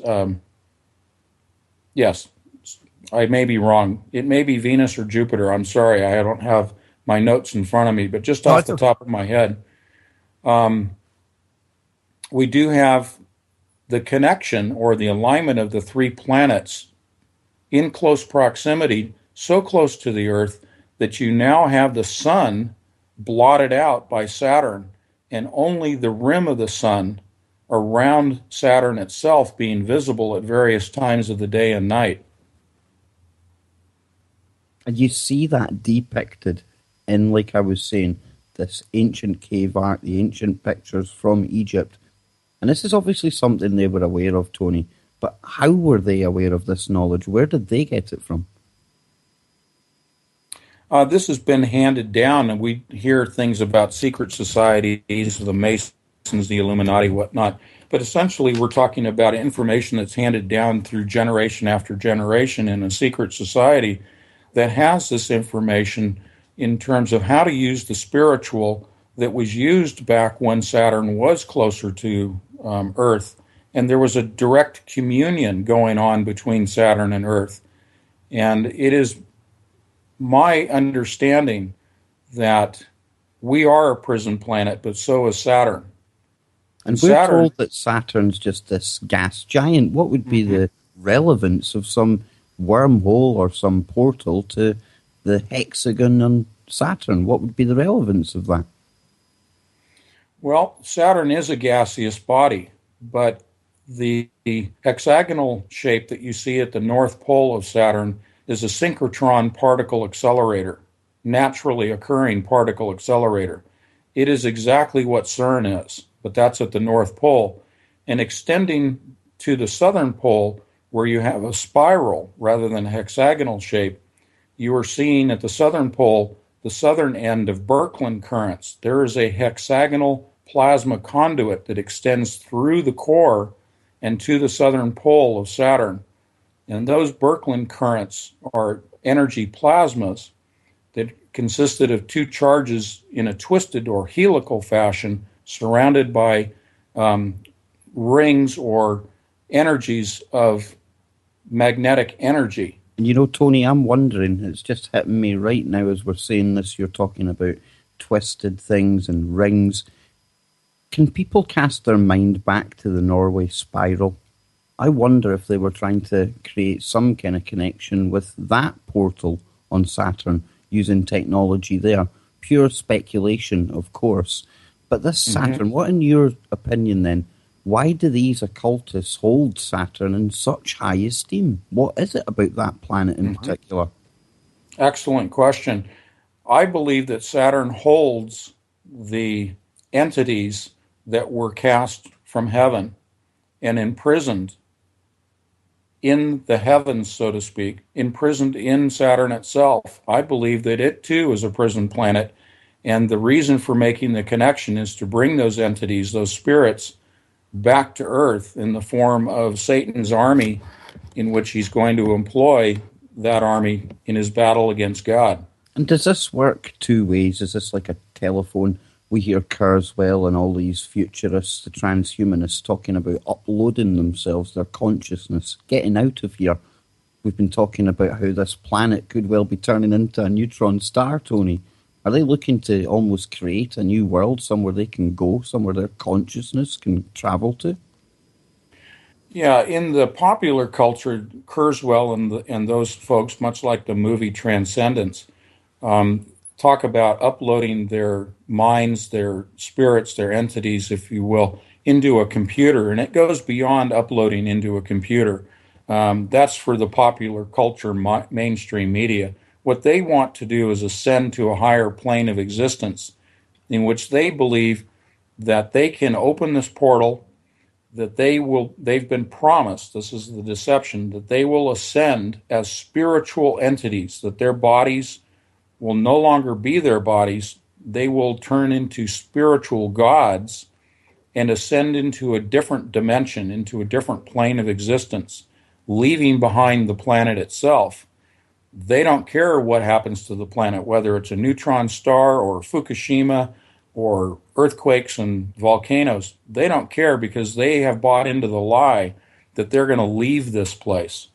And this is where we can take it really one step further, but it's not going X-Files and fiction. This is real stuff we're talking about. And Tony, you were alerting me to the fact that there's, apart from the CERN collider, there's something called the ALS at Berkeley. Now, they were a part of the Genome Project, you were explaining to me, and I'm wondering if them looking at DNA and stuff like this is all part of this quest to it has to transfer this information, because basically that's all DNA is, it's raw code. And are they trying to transfer that across this? Yes. There you go. Yes. CERN is involved, again, multiple layers and facets and agenda items at CERN. They're involved in DNA manipulation. They are involved in what is called the third strand of DNA. The purpose, I'm jumping around, but let's go back to the ALS, the Advanced Light Source Building, is a synchrotron particle accelerator at UC Berkeley. Much like Saturn.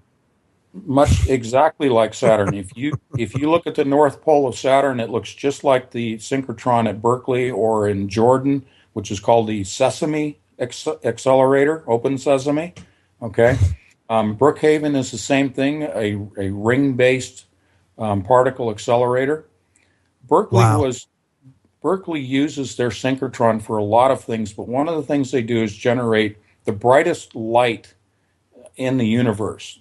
This is not a visible light. This is X-ray energy, X-ray light, that then comes off of the accelerator in the form of beam lines. These beam lines, these tubes, terminate in different experiments. One of the experiments is to look at the actual structure of DNA, look at the proteins, and be able to create computer-aided design models in a computer, three-dimensional representations of the proteins, what they call protein folding, and then be able to print physical models using a 3D printer of these proteins. The whole purpose of doing that is to understand the building blocks of DNA, create an artificial third strand of DNA, which is then used to grow a new entity, to grow a new person, a new body. Hybrids is the result of the growth using third strand DNA.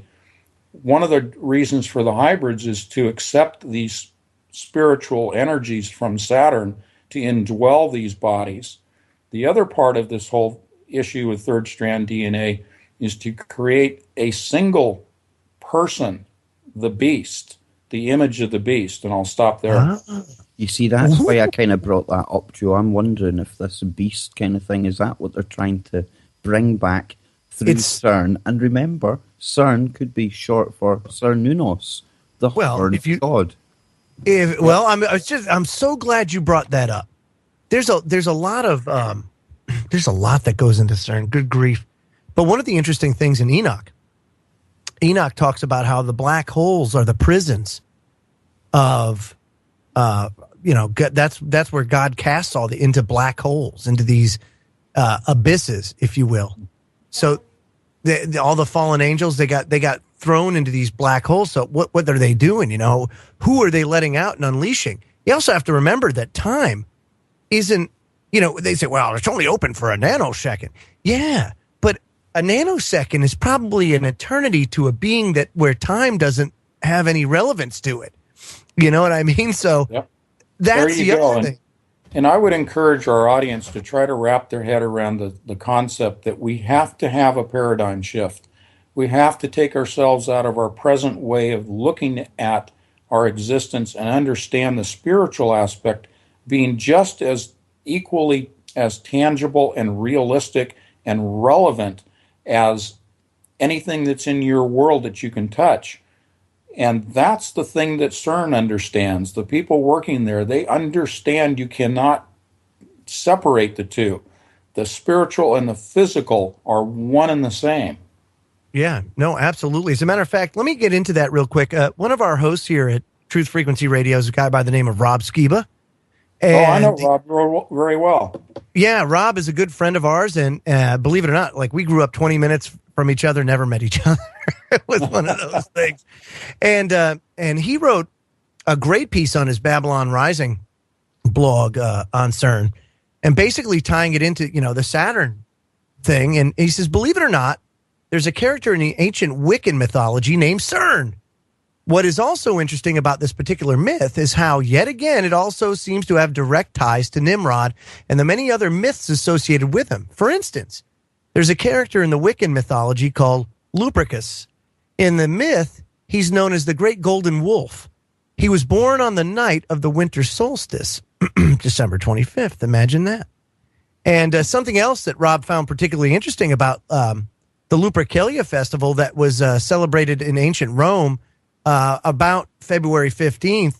And by the way, that's the myth where we get the imagery of Romulus and Remus nursing from a wolf. Right. Yeah, all that kind of stuff. Well, the thing that he found interesting about the Lupercalia festival is that it also seemed to be directly associated with Pan. And as we've learned many times over, he goes over this just all the time. He says Yeshua made a point of showing this particular god of shepherds who the real shepherd was. Well, like Pan, Lupercus was thought of as a god of shepherds. In fact, Lupercus and Pan are often thought to have been one and the same. Now, if Lupercus is indeed another form of Nimrod, he says he finds this very intriguing, but regardless, it's truly amazing how all of these myths are tied together and how the God of the Bible constantly steps in to set the record straight. And the Wiccan myth goes on to state that Lupercus was given 12 labors to perform in order to prove himself worthy, similar to that of Thor and Hercules and Gilgamesh. And these labors are what sends this sun through the signs of the zodiac in 1 year.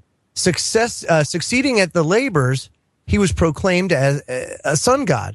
So once again, we see that this god's exactly the same and everything else. Now, he continues, he says that the story of Lupercus is really another culture's version of essentially the myth of Osiris becomes even more obvious as it progresses.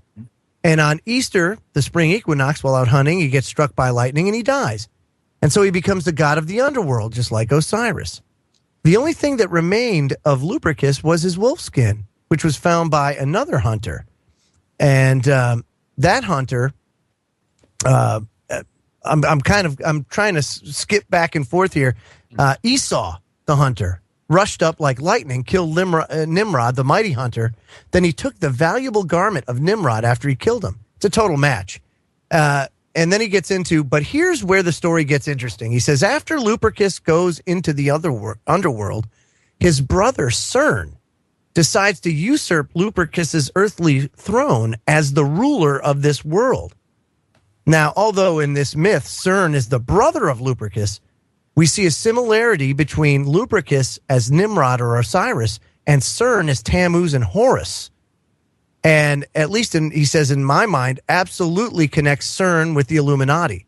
But to show just how connected CERN is with the occult, he says that, you've got to find the link between Lupercus or CERN and Saturn. And it says Saturn and Lupercus seem to have a lot in common, especially when it comes to feasts. The Saturnalia feast of the winter solstice, which later became known as Christmas, seems to be closely related to the Lupercalia feast through the carnival season. Likewise, there appears to be really strong ties between CERN here on Earth and the planet Saturn and the Hindu gods, which may put the statue of Shiva into greater perspective. What's your thoughts on that? I am in total agreement with him. I'm chuckling because he's really put it all together. And yes, it is Mars and Jupiter and Saturn that are in alignment. And Jupiter, it figures heavily in the old myths and the old gods. He's exactly correct. And the thing that just really makes me laugh are people who do not want to look at the old ancient myths and the old gods, because there's a physical crossover to the myths and the gods themselves. And that comes back to the electric universe, because many of the manifestations and the stories and myths were actually what the ancient people were seeing in the cosmos as plasma discharges. And they were assigning those plasma discharges to the various stories and characters that we see in the ancient gods and myths. You know, Tony, could it be one of these plasma discharges that maybe wiped out Mars? Because there's definitely evidence, in my opinion, for some ancient civilization up there. And it appears if it wasn't some kind of nuclear catastrophe, it was obviously something that almost scorched the Earth or the Mars. Yeah, Mars shows definite damage that is caused by an electrical discharge or electrical arcing. Anybody who's ever done any welding with carbon arc rods and done arc welding will see exactly the same type of pitting and damage to the metal surface as you see on the surface of Mars. Exactly the same. You know, I want to go to Marty here because Marty and John, you've been awfully quiet. Me and Joe are hogging this here, Joe. Marty, you must be listening to all of this, man. What are you making of this? Absolutely great discussion tonight, guys, I must say. Very intellectual, a little bit over my IQ level, but it is really, really, really good stuff. Now, you were talking about ancient gods and myths and religions and stuff like that. As you guys know, we've got the fourth blood moon in the Tetrad coming up there in September. But sorry, I do that. Sorry, it was my Shemitah voice. Sorry. You know, on the 13th of September, we do have one of these partial eclipse things again, and it's actually called the Feast of the Trumpets.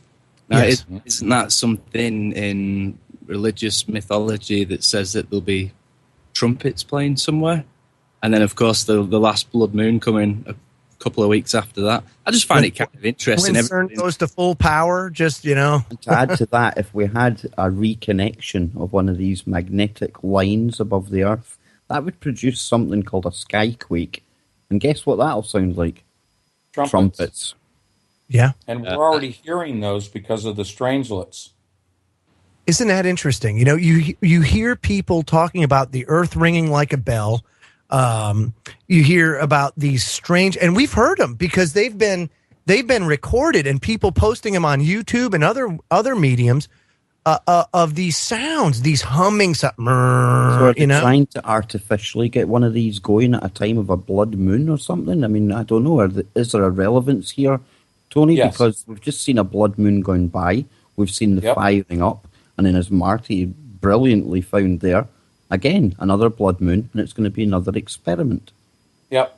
Again, because if we want to call it occult, you can call it occult, but it's an alignment of the timing of their activities and the power levels that they're stair-stepping up towards September. Everything coincides with the alignment of planets, the energies that are derived between the planets, the magnetosphere, what's happening with our own planet itself. All of these things have to be timed perfectly with this machine. So definitely everything, as I call it, a confluence of things is pulling together right around the 23rd of September. Interesting. Very, very interesting. And of course, as we like to say here at Truth Frequency Radio, there's no such thing as coinkydinks. So with that said, everything happens for a reason. Sometimes we don't understand it, but it happens for a reason. This is one of those things, you know. The interesting thing about this particular tetrad, as we go to break, of course, and you've heard me say this time and time again, is that it's never happened before, and it's never going to happen again. So, you know, that's unbelievable. Hey, Tony, are you able to spend a little more time with us? I'm here all night if you want. Hot damn. This is fantastic. So what we'll do is we'll take a quick break, and we'll come back, and we'll be more with Anthony Patch. I mean, this is such a great night of radio here at Truth Frequency Radio. And Anthony, I can't thank you enough for coming on and not just enriching the experience here for us, but also for the listeners as well, because these are the critical things that need to be talked about and discussed in these days. It's a two-way street. I'm learning from you guys too. I love to hear your perspectives because I call myself a monk for a reason, and I like to hear from you. Oh, that's great. We'll be right back, folks. Stay tuned. Much more on the other side here. Truth Frequency Radio. Real people, real radio. Wherever you are, make Take it TFR. Truth Frequency Radio. Fighting for humanity and against globalism. One mind at a time. It's the Freedom Link with Joe Joseph. It's hour number 3 of the Freedom Link right here on Truth Frequency Radio. Well, KBS/Freedom Link. I'm shameless. Oh, this is just great, man. I've kidnapped my new favorite author. I've hijacked your show. Myself and Marty, we have totally taken over the Truth Frequency, and the audience seem to be loving it. Yeah. And rightfully so, guys. I mean, this is such a awesome topic that, you know, when you go in to explore, there's a lot of truths in this. And our special guest tonight, of course, is Anthony Patch. AnthonyPatch.com. Go there today. Check him out. Check out his books. He's also got his radio, all his interviews he's got listed up there as far as when he was on, upcoming events. Just a fantastic website. Just go check out and peruse. But, you know, one of his books, Diamonds in the Rough, check it out. All of it, just good stuff. And you can hear him on Ground Zero with Clyde Lewis as well. He's been on there a few times. Before we go back to Tony, we should really thank the boffins at CERN for bringing us connections like Tony and stuff like that and all of us together because, I mean, again, pardon the pun, but we are all being pulled to this one topic right now. And I feel it is for a reason, and it's definitely time critical, Tony. These occultists that are running the show, it seems to me there's a push on to achieve whatever it is they are trying to attain. And that is why, although it might seem way out there at times, I think this is more important than digging into the false flag after false flag after false flag, because this is big picture stuff, as you call it. Yeah, thank you. I agree. This is probably the most important topic that's out there because it's definitely going to change the planet, change our lives. I wanted to extend an offer to you, to your audience, and that is if you'll put out my email address or if they go to my website and use the contact tab, anybody that's listening to the program, if they email me or send me a note through the contact tab, I'll send the books to you for free. I'm not in this to make money. I'll send the books out through email to anybody that's listening to the program that wants it. My email address is really difficult. It's Anthony Patch, author, AUTHOR, Anthony Patch, author at gmail.com. I will personally send the books to you as PDF downloads. Well, I'm just going to paste in the link as well to the chat room. And for people listening on YouTube, we get quite a few listeners there. I will put it in the show notes. And please visit that because the book I'm reading through just now, 2048, Diamonds in the Rough, absolutely, it's fascinating. I wish I had more time so I could just read it in one go, Tony, but some of the technology you go into in that, it's absolutely mind-blowing. But before we go on, I heard you saying during your presentation about how basically this topic had brought you and Clyde in touch with each other, and there was a connection there instantly. You know, speaking to you today, and then tonight, I hope the listeners are picking up on the chemistry and also the other hosts here. It's almost as if we are meant to be putting this kind of information out there, Joe. And Joe's away. No, I agree with you. I have a couple of people that the Lord connected to me in about 2 months ago. End Times Matrix News. Their conversations with me in the form of Google Hangouts or in the YouTube tab on my website. We've got hours and hours and hours of conversations recorded on expanding the things that we've been talking about this evening. And I encourage people when they have the time just to go and listen to the videos. Just play them in the background. They're an hour to 2 hours. Some of them are 3 hours long. And we try to bring in all of the ancients. We also bring in the popular culture of movies and what's going on today, and then the stuff that I add in. And Tony, you really were destined to get into this kind of topics, weren't you? Because you were born right in the center of where all of this is happening today. Yeah, I tend to agree with you. I didn't really want to admit that to myself, but more people have said the same thing to me that you just said. And I look back on my childhood and I look at all the people that I was surrounded with and who I, communicated with. And yeah, I was right in the middle of the Genome Project, right in the middle of Lawrence Livermore Laboratory. in the middle of Berkeley with all of what they're doing there. There was a reason I was placed there, so that I could see what was going on with their agendas and then be able to bring it to everybody. Now, No doubt. This genome project, Joe, I think this is something we should explore here, because earlier on we were talking about third strands of DNA and stuff like that. Oh. Now, Tony also starts talking about how they can incorporate gold into that. Now, that could take you back to the stories of the Anunnaki. And Of course they it could. basically engineered us and their lust for the gold and creating us as a worker race. And that really would make sense then in us nowadays trying to achieve the same technology, the same kind of stuff that they were playing with back then. And this genome project, Tony, and this ALS collider, whatever you want to call it, talk to us about that and this third strand of gold DNA.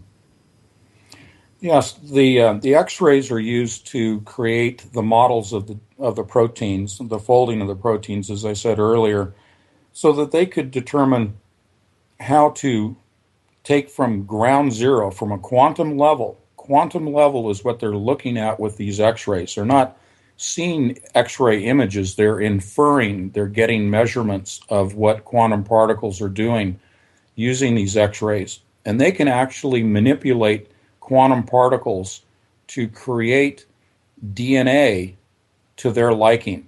I mean, that's starting with the building blocks.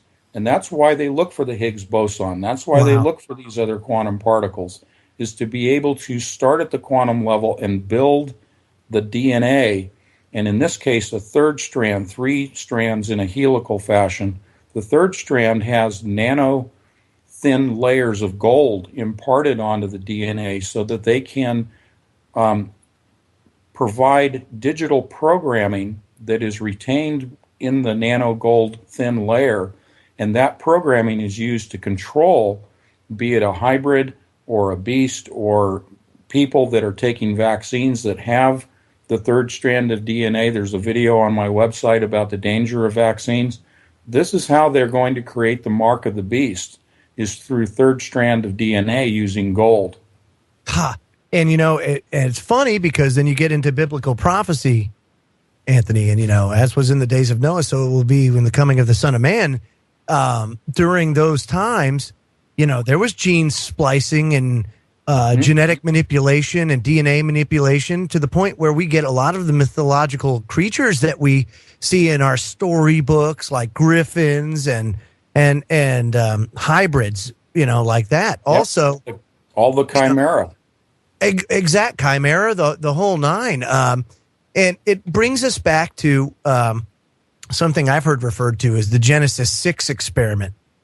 And in Genesis 6, it says, when human beings began to increase in number on the earth and daughters were born to them, the sons of God saw that the daughters of humans were beautiful, and they married, and any of them they chose. Then the Lord said, my spirit will not contend with humans forever, for they are mortal. Their days will be 120 years.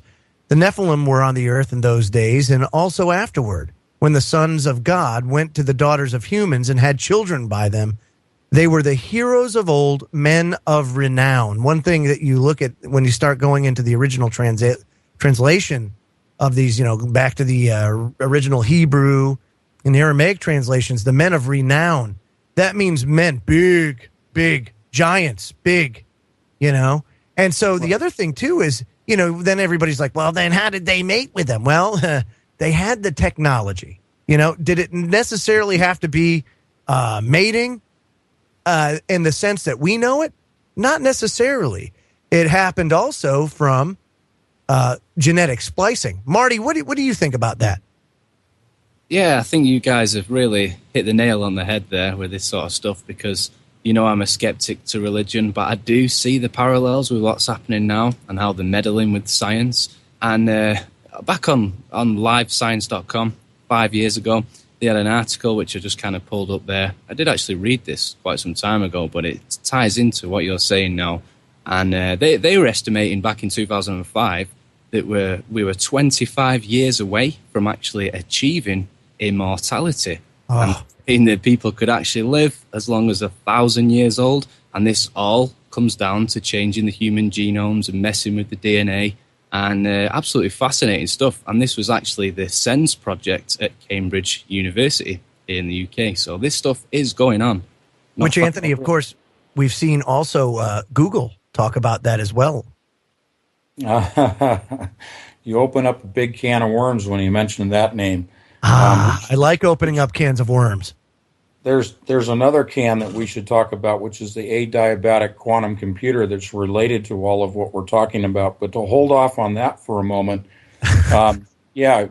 Ray Kurzweil is the front man for Project X at Google, and he has made it very clear, because he is the PR guy, that part of Google's agenda is to have this transformation of people into spiritual entities to ascend to a higher plane of existence that we've been talking about. And so definitely they are involved in genome manipulation, the merging of man and machine. But man and machine is an intermediate step. The real agenda is to move to growing using artificial DNA. And then the next step beyond that is the ascension spiritually, taking our spirits and what we know and our thoughts and our memories and transcending physical existence right out of the DNA and into a spiritual realm. Wow. That almost sounds like, guys, you remember the original Star Trek? John King, come on, you got to chime in here. The original Star Trek, right? Movie. V'ger, remember at the end? Merging of man and machine? Come on, Johnny. Yes, absolutely. And if I remember correctly, they have already synthesized their first strand of DNA. Oh, long ago. Yeah, so it wouldn't be hard for them to be the creator. They could create just about anything they want. The technology that we're talking about now, they've talked about at lunch 20 years ago. They've moved far beyond that. I mean, look at these things that are washing up on Plum Island. Yeah. Oh boy, that's right. No, what we're seeing right now is, as I said in the beginning of the show, 30, 40, and 50 years in development, and it's still hidden from us what all that they have put together. Very interesting. And here's the thing, Tony, that I find is that, okay, say we're 20 years off from the ability for them to say that transcendence moment that you see in the movie where they're downloading consciousness into a quantum computer or something like that. You'd have to think that at that time or before that, and at least I'm praying that this is the case, even though, God says don't hasten the day. I'm praying that he intervenes, because what does that say for humanity? Now, all of a sudden, human beings, you're obsolete, That's right. And I don't like the label elite, but let's call it the elite group, whoever's at the top of the pyramid, so to speak. What they really want to do is to create an environment in which they can live exclusive of anyone else. And so they don't care about how many people are killed. When they talk about things like transcendence, or they talk about achieving immortality, or all of these cures to different diseases that supposedly they can do through the wonders of genome mapping and genetic manipulation, all of that's for public consumption. Anything that is promised to the general public is a lie. All of the promises and advances in science are withheld for the exclusive use by the elite. The rest of humanity will be left behind in the gutter. Exactly. It's like, I view Google as basically the public face of DARPA. And when you look at these particle colliders, I believe it's the Department of Energy that actually runs them, Tony. Yes, it is. Yes. I'm so glad you brought that up. And I gotta run this by it, Tony, since he brought up DOE. Yeah. I just ran across this doing some show prep. And it was U.S. Department of Energy, indico.cern.ch. Specifically, they were talking about FCC Week 2015, 23 to 29 March at the Marriott Georgetown. And the purpose of this meeting is to basically, correct me if I'm wrong, but this has to do with Future Circular Collider. It's not even something that's, it's not even on paper. I'm sure they got some scientific calculations and all, but this is the purpose of this meeting. It says the purpose is the emphasis of this conceptual design study is a circular hadron collider infrastructure with a center of mass collision energy of 100 tera electron volts and a luminosity of 5 to 10 times 10 to the 34 centimeters squared in a new tunnel of 80 to 100 kilometers circumference for the purpose of studying physics at the highest energies. And it said that it could technically achieve energy up to 350 giga electron volts and luminosities. Basically, with this other future accelerator they want to build in the European community. So they're talking about building multiple of these things, each at just exponential scales of magnitude. That's right. That's right. The highest level that will be achieved with the Large Hadron Collider at CERN will be 25 tera electron volts when they go to the niobium. Right now they're niobium titanium. They're going to go to niobium tin composite superconducting magnets. That will only go to 25. What you're talking about is there's the third evolution of this machine. There's another evolution of a machine they're going to build between 25 and 100. The 100 that you're speaking of is their ultimate evolution. Why do they need more machines if with this machine they're going to open a portal? That's the question. Why do they need something bigger and badder? I don't know. I'd be completely candid with you. I don't know why they need two more machines that are of higher power than this LHC at 25. Especially when you consider the levels of quantum computing that they have now. Surely they could, in the virtual model, work out most of this stuff now, you would think, without having to go to this great expense. Or is that maybe part of it? The military-industrial complex, they're coining off of all of this, aren't they? Yeah. Well, you mentioned military-industrial complex, and that's what's behind CERN to begin with. And that momentum of bigger and better, put in more technology, better weapons, all of that stuff, just is a snowball effect that just continues. And so these machines are really just a perpetuation of that momentum to just build bigger and better. It could be that these bigger machines are necessary to create the ultimate environment that they seek to have here with this planet for other beings, for other entities to inhabit. They talk about creating a new race of humans to inhabit this planet.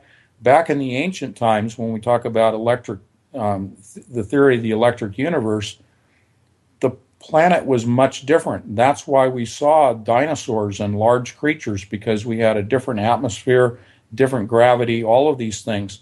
So it's terraforming. Those machines, in my estimate, and again, I haven't been able to dig in deep enough to really give you a definitive answer, but it's all about terraforming. Wow.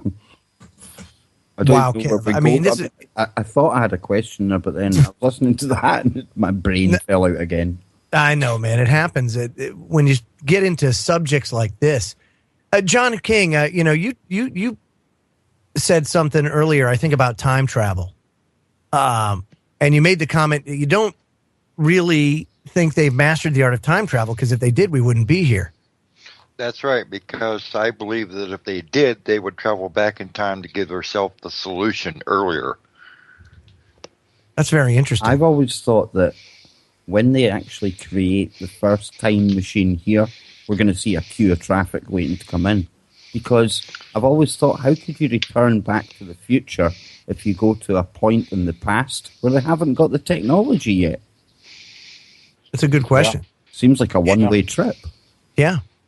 And also, they, especially if they have the flux capacitor technology, we already know they have the power. So, the 1.21 gigawatts, they could do it. I've remembered my question, Joe. I've remembered this. Now, with CERN firing up and all these other ones, Tony, we spoke the other night about the possible effects on the resonance of the actual planet itself, the Schumann resonance. Will this affect that at all? And if it does, what does that mean for life on Earth? Surely we're attuned to that frequency. Yeah, interesting. I just had a conversation about this with Tim and Chris from End Times Matrix News on our last broadcast last Thursday, and that had to do with frequency. And really, our original frequency here was 432 hertz. And yet everything, our instruments and what we deal with in our frame of reference right now is not 432.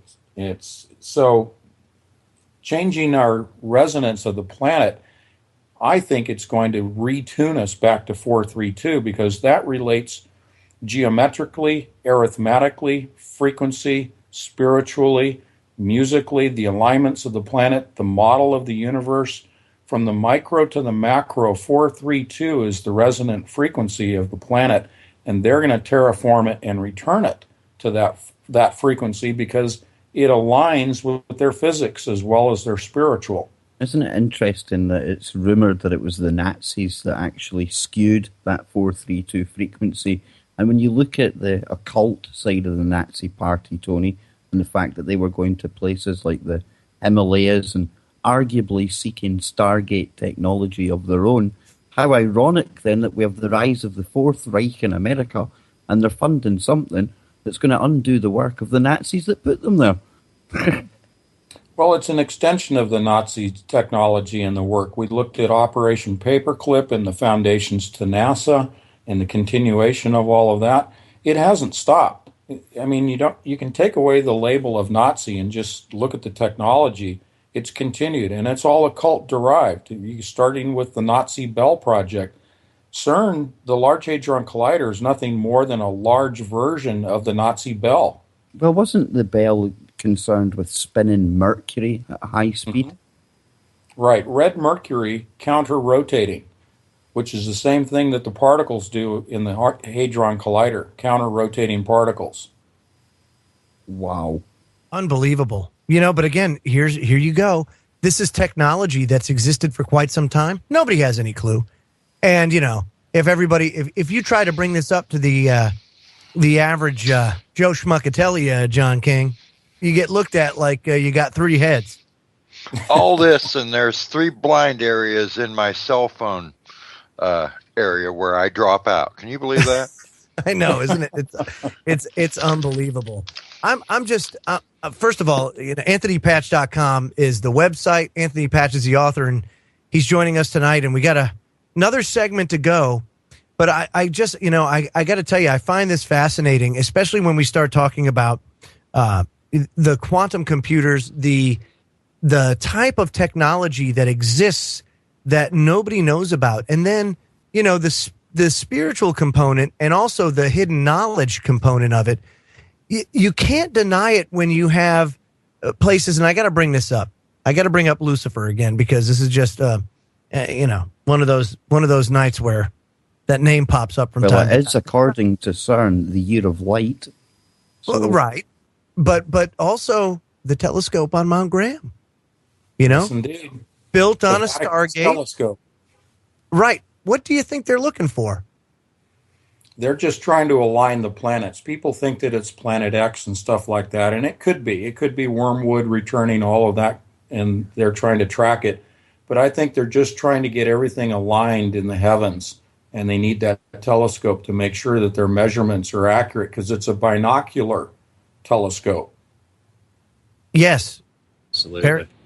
That means alignments.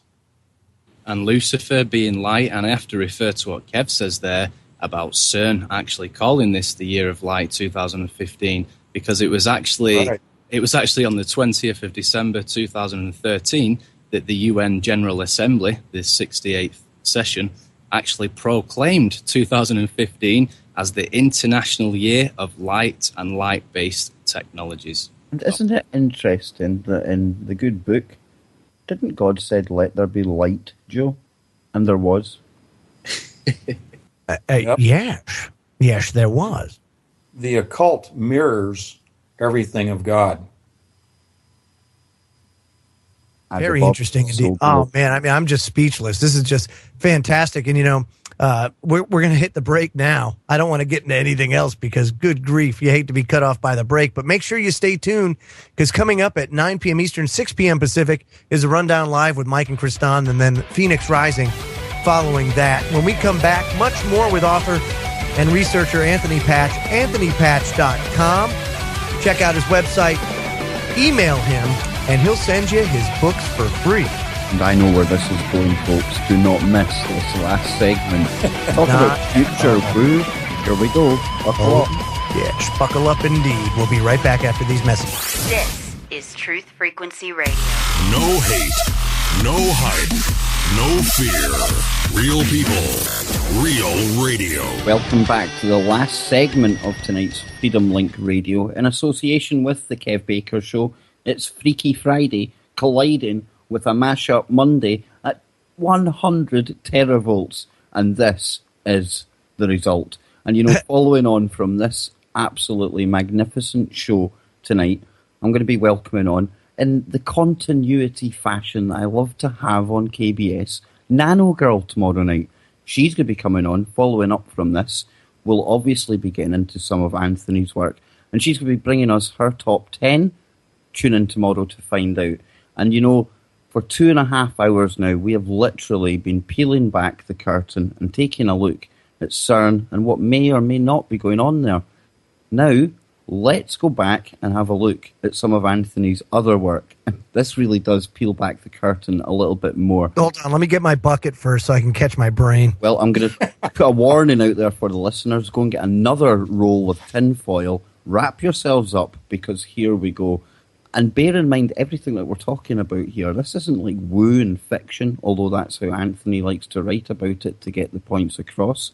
This is real, and this is now. And Anthony, one of the things I like to talk about on the show with Marty and the guys we bring on there is a program called Persons of Interest. Now, this basically deals with an artificial intelligence in a supercomputer that is God. It basically acts as God. Now, this isn't too far from the realms of reality, because there are supercomputers out there right now with the potential to carry out the stuff that I'm talking about, isn't there?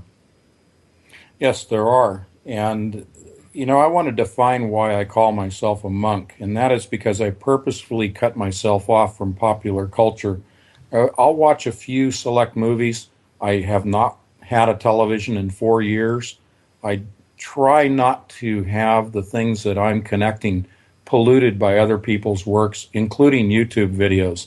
So I try to come up with my own conclusions. Not that I'm special, it's just I'm trying to remain focused.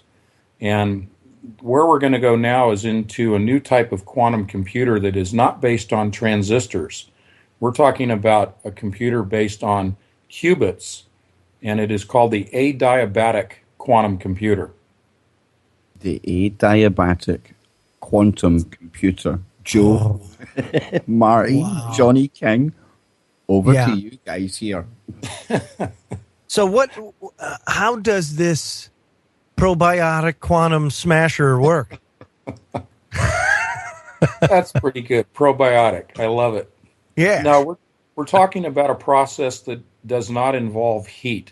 You know the word diabetes or diabetic, and that's the breaking down of through calories, breaking down of foods and generating energy. So this is without energy or without temperature involvement. Again, we're talking about superconducting magnets, but we're talking about superconducting circuitry in the form of what is known as a qubit. And a qubit is not like a transistor. It's not a gate model processor. It's a CPU that operates at the quantum level. The manipulation of quantum particles at the quantum level to derive an answer that is extracted from another dimension. Oh. Wow. Was that almost silence? That was cool. That's all I can say, because I just got... Good Lord, And man. Tony, So, your book 2048 Diamonds in the Rough, that's where I came across this supercomputer. And that book in itself, it's a treasure trove of future tech that not a lot of people talk about. And some of the stuff in there, like the diamond technology that you were actually hinting at, and with the submarine that's involved in that actual story. Do you want to talk about a bit of that kind of technology as well? Yeah. Diamonds are being employed for the storage of digital information. And when you use a laser that is pulsing digital information, using the laser as a carrier wave, it's pulsing information into the core of a diamond and causing the carbon, C60 carbon molecules and atoms to actually rearrange into patterns that represent zeros and ones or digital information. And once that etching with a laser, if you want to call it that, takes place, that information is permanent. And as long as that diamond is intact, and it will be intact because it's the hardest naturally occurring substance, that information is permanent and you can store it forever. This can be used in a artificial brain. It can be used for artificial intelligence. It can be used for storing all of the information that mankind has, and it'll never disappear. And one of on you go, Marty. I was just going to say, it's very fascinating, almost depicted as like a hard drive, these diamonds, and you think of this being a natural thing that's been mined from the earth. What is it really there for? Some significance. Yeah, and you're right on that. I'm going to back up just a little bit because we're actually talking about nano diamonds, diamonds that are grown from scratch, again, starting at the quantum level, manipulating carbon and causing it to actually grow into larger diamond crystals that you can use for data storage. You can use nano diamonds as a lubricant, a thin, nano-thin barrier that you can put on metal objects like automobile engines or anything else. It's a lubricant that's being used today. And nano diamonds can actually be used as an artificial skin, much like my character in my book. And you can create a super soldier with an impervious skin.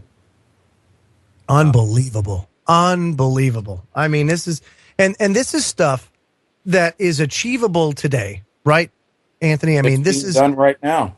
Right. This is technology that is being put forward. Of course, we know nanotechnology's been out there for a while. We've got 3D printing technology. They're talking about now, wearing like a what do you call it? Like the Apple Watch. Instead of that, it's going to be some sort of wraparound thing. So, I mean, this technology's existed for a long time. John King. Oh my gosh, you've got a comment. Yes. You took me back. Now I'm going to take you back. Superman. Superman. Yeah. The supercomputer. Yes, he's at his crystal castle, and he puts that crystal down into the computer, and his mother appears. Wow. Same technology that they advertised then that we're talking about now. When was that movie, John? Is that like the 70s? 78. Wow. Yep. And so I base, as I said at the beginning of our conversation almost 3 hours ago, everything that I talk about is taken from scientific journals. Obviously, a lot of Hollywood's been taken from scientific journals, too. Apparently. They've been fed the information. They've been given the information to pre-program the public so that they will accept it. When 3D printers came out, the public didn't bat an eye because it was in science fiction. But that is the tip of the iceberg. 3D printers are being used to print using diamond nanotechnology and third-strand DNA to print human bodies today. And Tony, one of the central characters in your book 2048 Diamonds in the Rough, get it over at anthonypatch.com, he actually is able to merge with the actual submarine and the computer. How does that happen? Where's this coming from? Because I know that that's the kind of thing that Google and we've spoke about tonight. Yeah, a couple of times tonight I have mentioned supersymmetry and quantum entanglement. The quantum entanglement is the interface. That's the link of the communication link between the character Jim and the quantum computer that they use in the submarine, and also linking to the submarine, which is grown. The submarine is alive. It's a living organism grown from nanodiamonds, and he is able to communicate through quantum entanglement to the submarine and the computer back at their home base. And in that book as well, I mean, one of the brilliant bits that you managed to engineer into it was the fact that they used an earthquake off the coast of Japan to open up a natural cavity in the planet to carry out communications. Absolutely brilliant. Yeah, I call that through the mantle communication, and essentially you're using neutrinos as a carrier wave that will pass through the cracks in the earth, but the pathway is determined and controlled by the quantum computer so that the signal is not interrupted. You see, these quantum computers, guys, are out there, and I'm wondering how much they actually run of the show as we speak. And Johnny King, you're wanting to jump in here.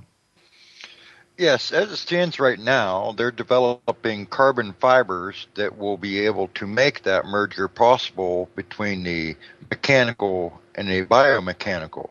Now, you might remember the story of the Roswell crash, Area 51, where they said the alien beings had silver suits on, and it looked like they were woven around them. And it was also said that they controlled the craft with their thoughts. Mm-hmm. Taking that technology into our reality, you get into an airplane and you take off and wearing a helmet, and you control the plane with your thoughts.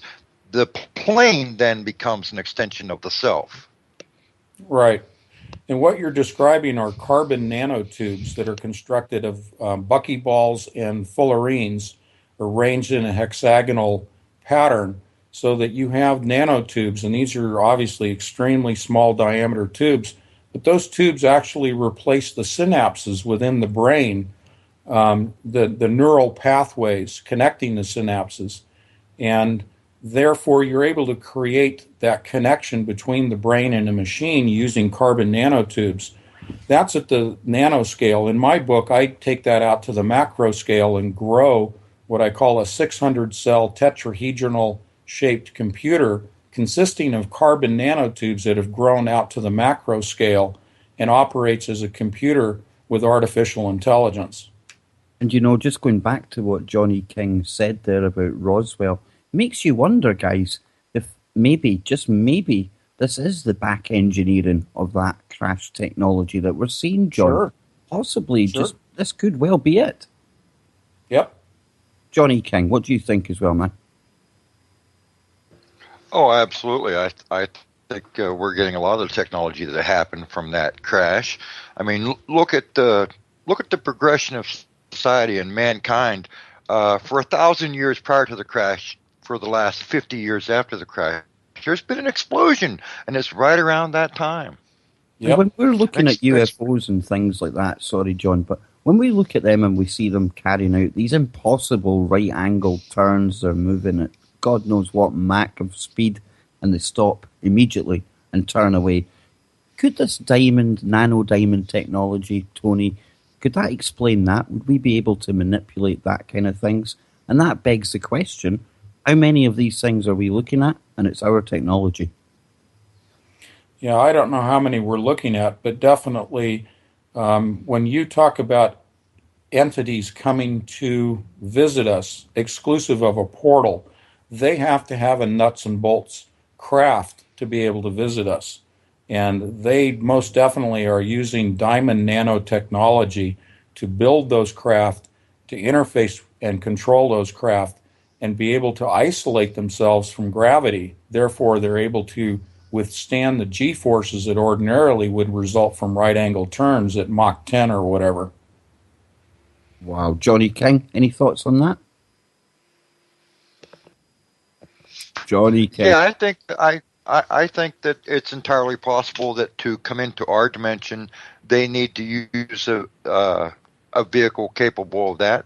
If we were to fly at those speeds and turn at those angles and stop and go as quickly as they would, we would not be able to survive. You would actually need a way to come up with solving the problem of objects that are in motion shall stay in motion, and objects at rest shall stay at rest unless they're acted on by another force. Sort of like going down the road at 80 miles an hour and hitting a brick wall. The car stops, you don't. Yeah, definitely. Right. I mean, Marty, you were away there at the toilet.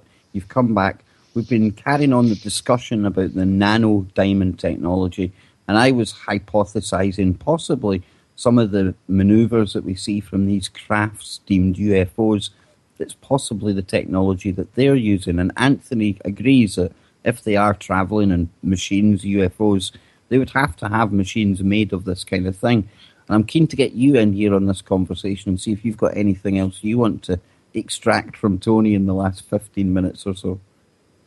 No, that's quite all right, Kev. Very fascinating stuff, especially when it comes to UFOs and stuff like that. My take on it is that most of them are actually our own technology that they don't want to actually release to the masses or even acknowledge exists. I think there's a bit of an agenda with the secret tech there. But I do believe some of these crafts and some of the stuff that has been seen out in space and right here on planet Earth is very, very interesting. Some of the technology that you see, could it actually be using some of these ancient gems and stones and stuff that's been here all along? I mean, that's what the political elite and the guys that actually run these projects and stuff probably know with the occult information and stuff. But yeah, very, very interesting when it comes to the UFO topic. I do think most of them are ours. However, I do think there's stuff out there. I think it'd be arrogant to think that we were the only existence in the whole immense universe. Yeah, I agree. There, a lot of what we're seeing in our skies here on the planet are the advanced technologies that we've been talking about presenting themselves. The interesting thing that I come to find, especially listening to you tonight, Anthony, and this great discussion that we're having, is the fact that there's so much more to existence than we know. As a matter of fact, as you dive deeper down the rabbit hole, Anthony, I guess the biggest thing to come away from it is that we learn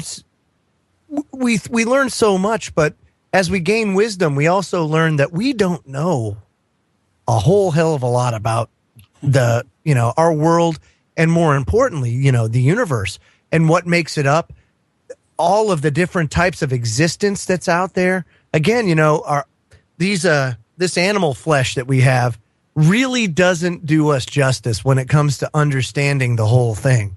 And, as far as you're concerned, and based on, let me ask you this, as we're rounding out, we got about 10 minutes to go. What is your vision of existence, through your eyes, based on your life experience and your research? Deep questions. Where are we going? What's our future existence looking like? Where do you see this going as far as, existence and everything else? Do you see them eventually piercing that veil if they haven't already? And what do you think the eventual outcome is going to be? Well, I take my comfort and my solace and my vision of the future, so to speak, from Scripture. Yeah. And I look at the book of Revelation because I don't have any answers to anything, and I'm as confused as anybody else. So I turn to the Bible for my source of guidance. And in the end, once we go through the 7 years of tribulation, whether we're here or not, I won't get into that because we don't have time, but the whole thing is that at the end of this, we will reign and live with Christ in a new heaven that's created here on earth. The machinery will go away.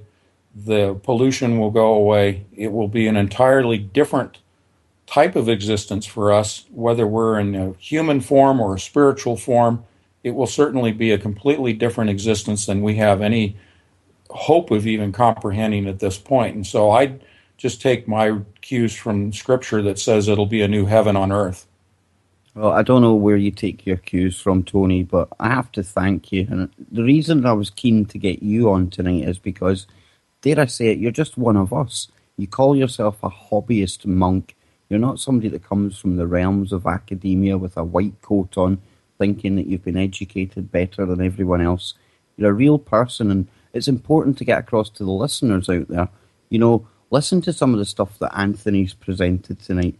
And this has come from a guy, just like all of yous out there, who has done the digging, done the research.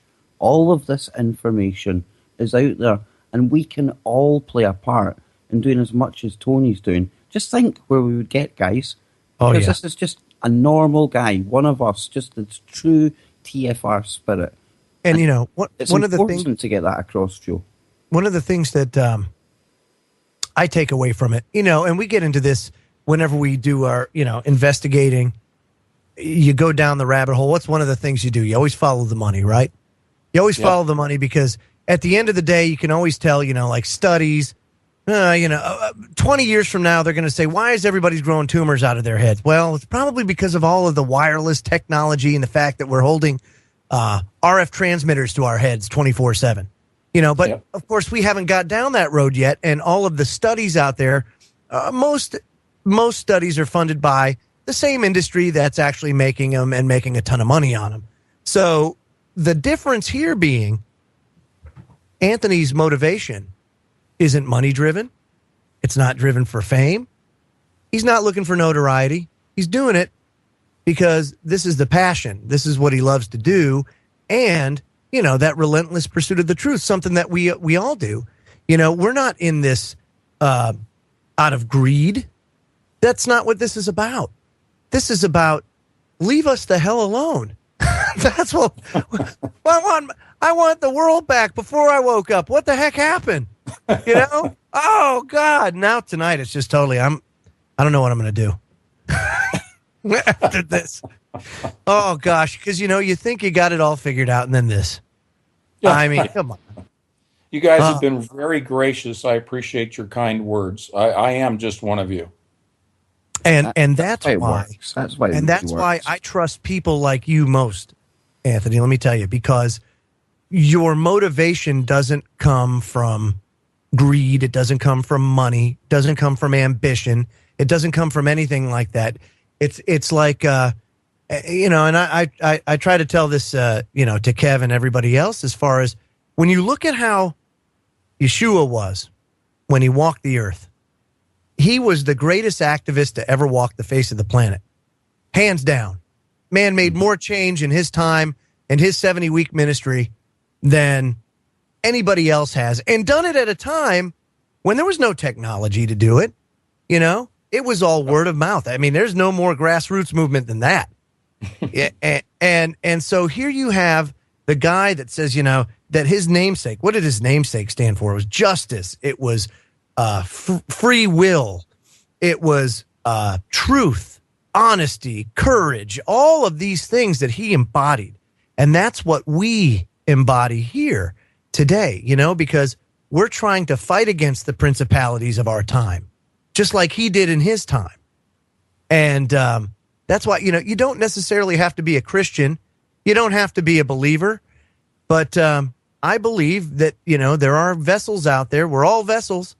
And God's going to use you in his own way, regardless of if you believe it or not. Because no matter what we believe isn't going to change the truth at the end of the day. Exactly, Joe. The truth is the truth. And I don't care what book it comes from, what flavor it comes from. I'll dig through it all. I don't give a damn because it's all relevant. In the end of the day, you can say it's Christian, it's Muslim, it's this, it's that.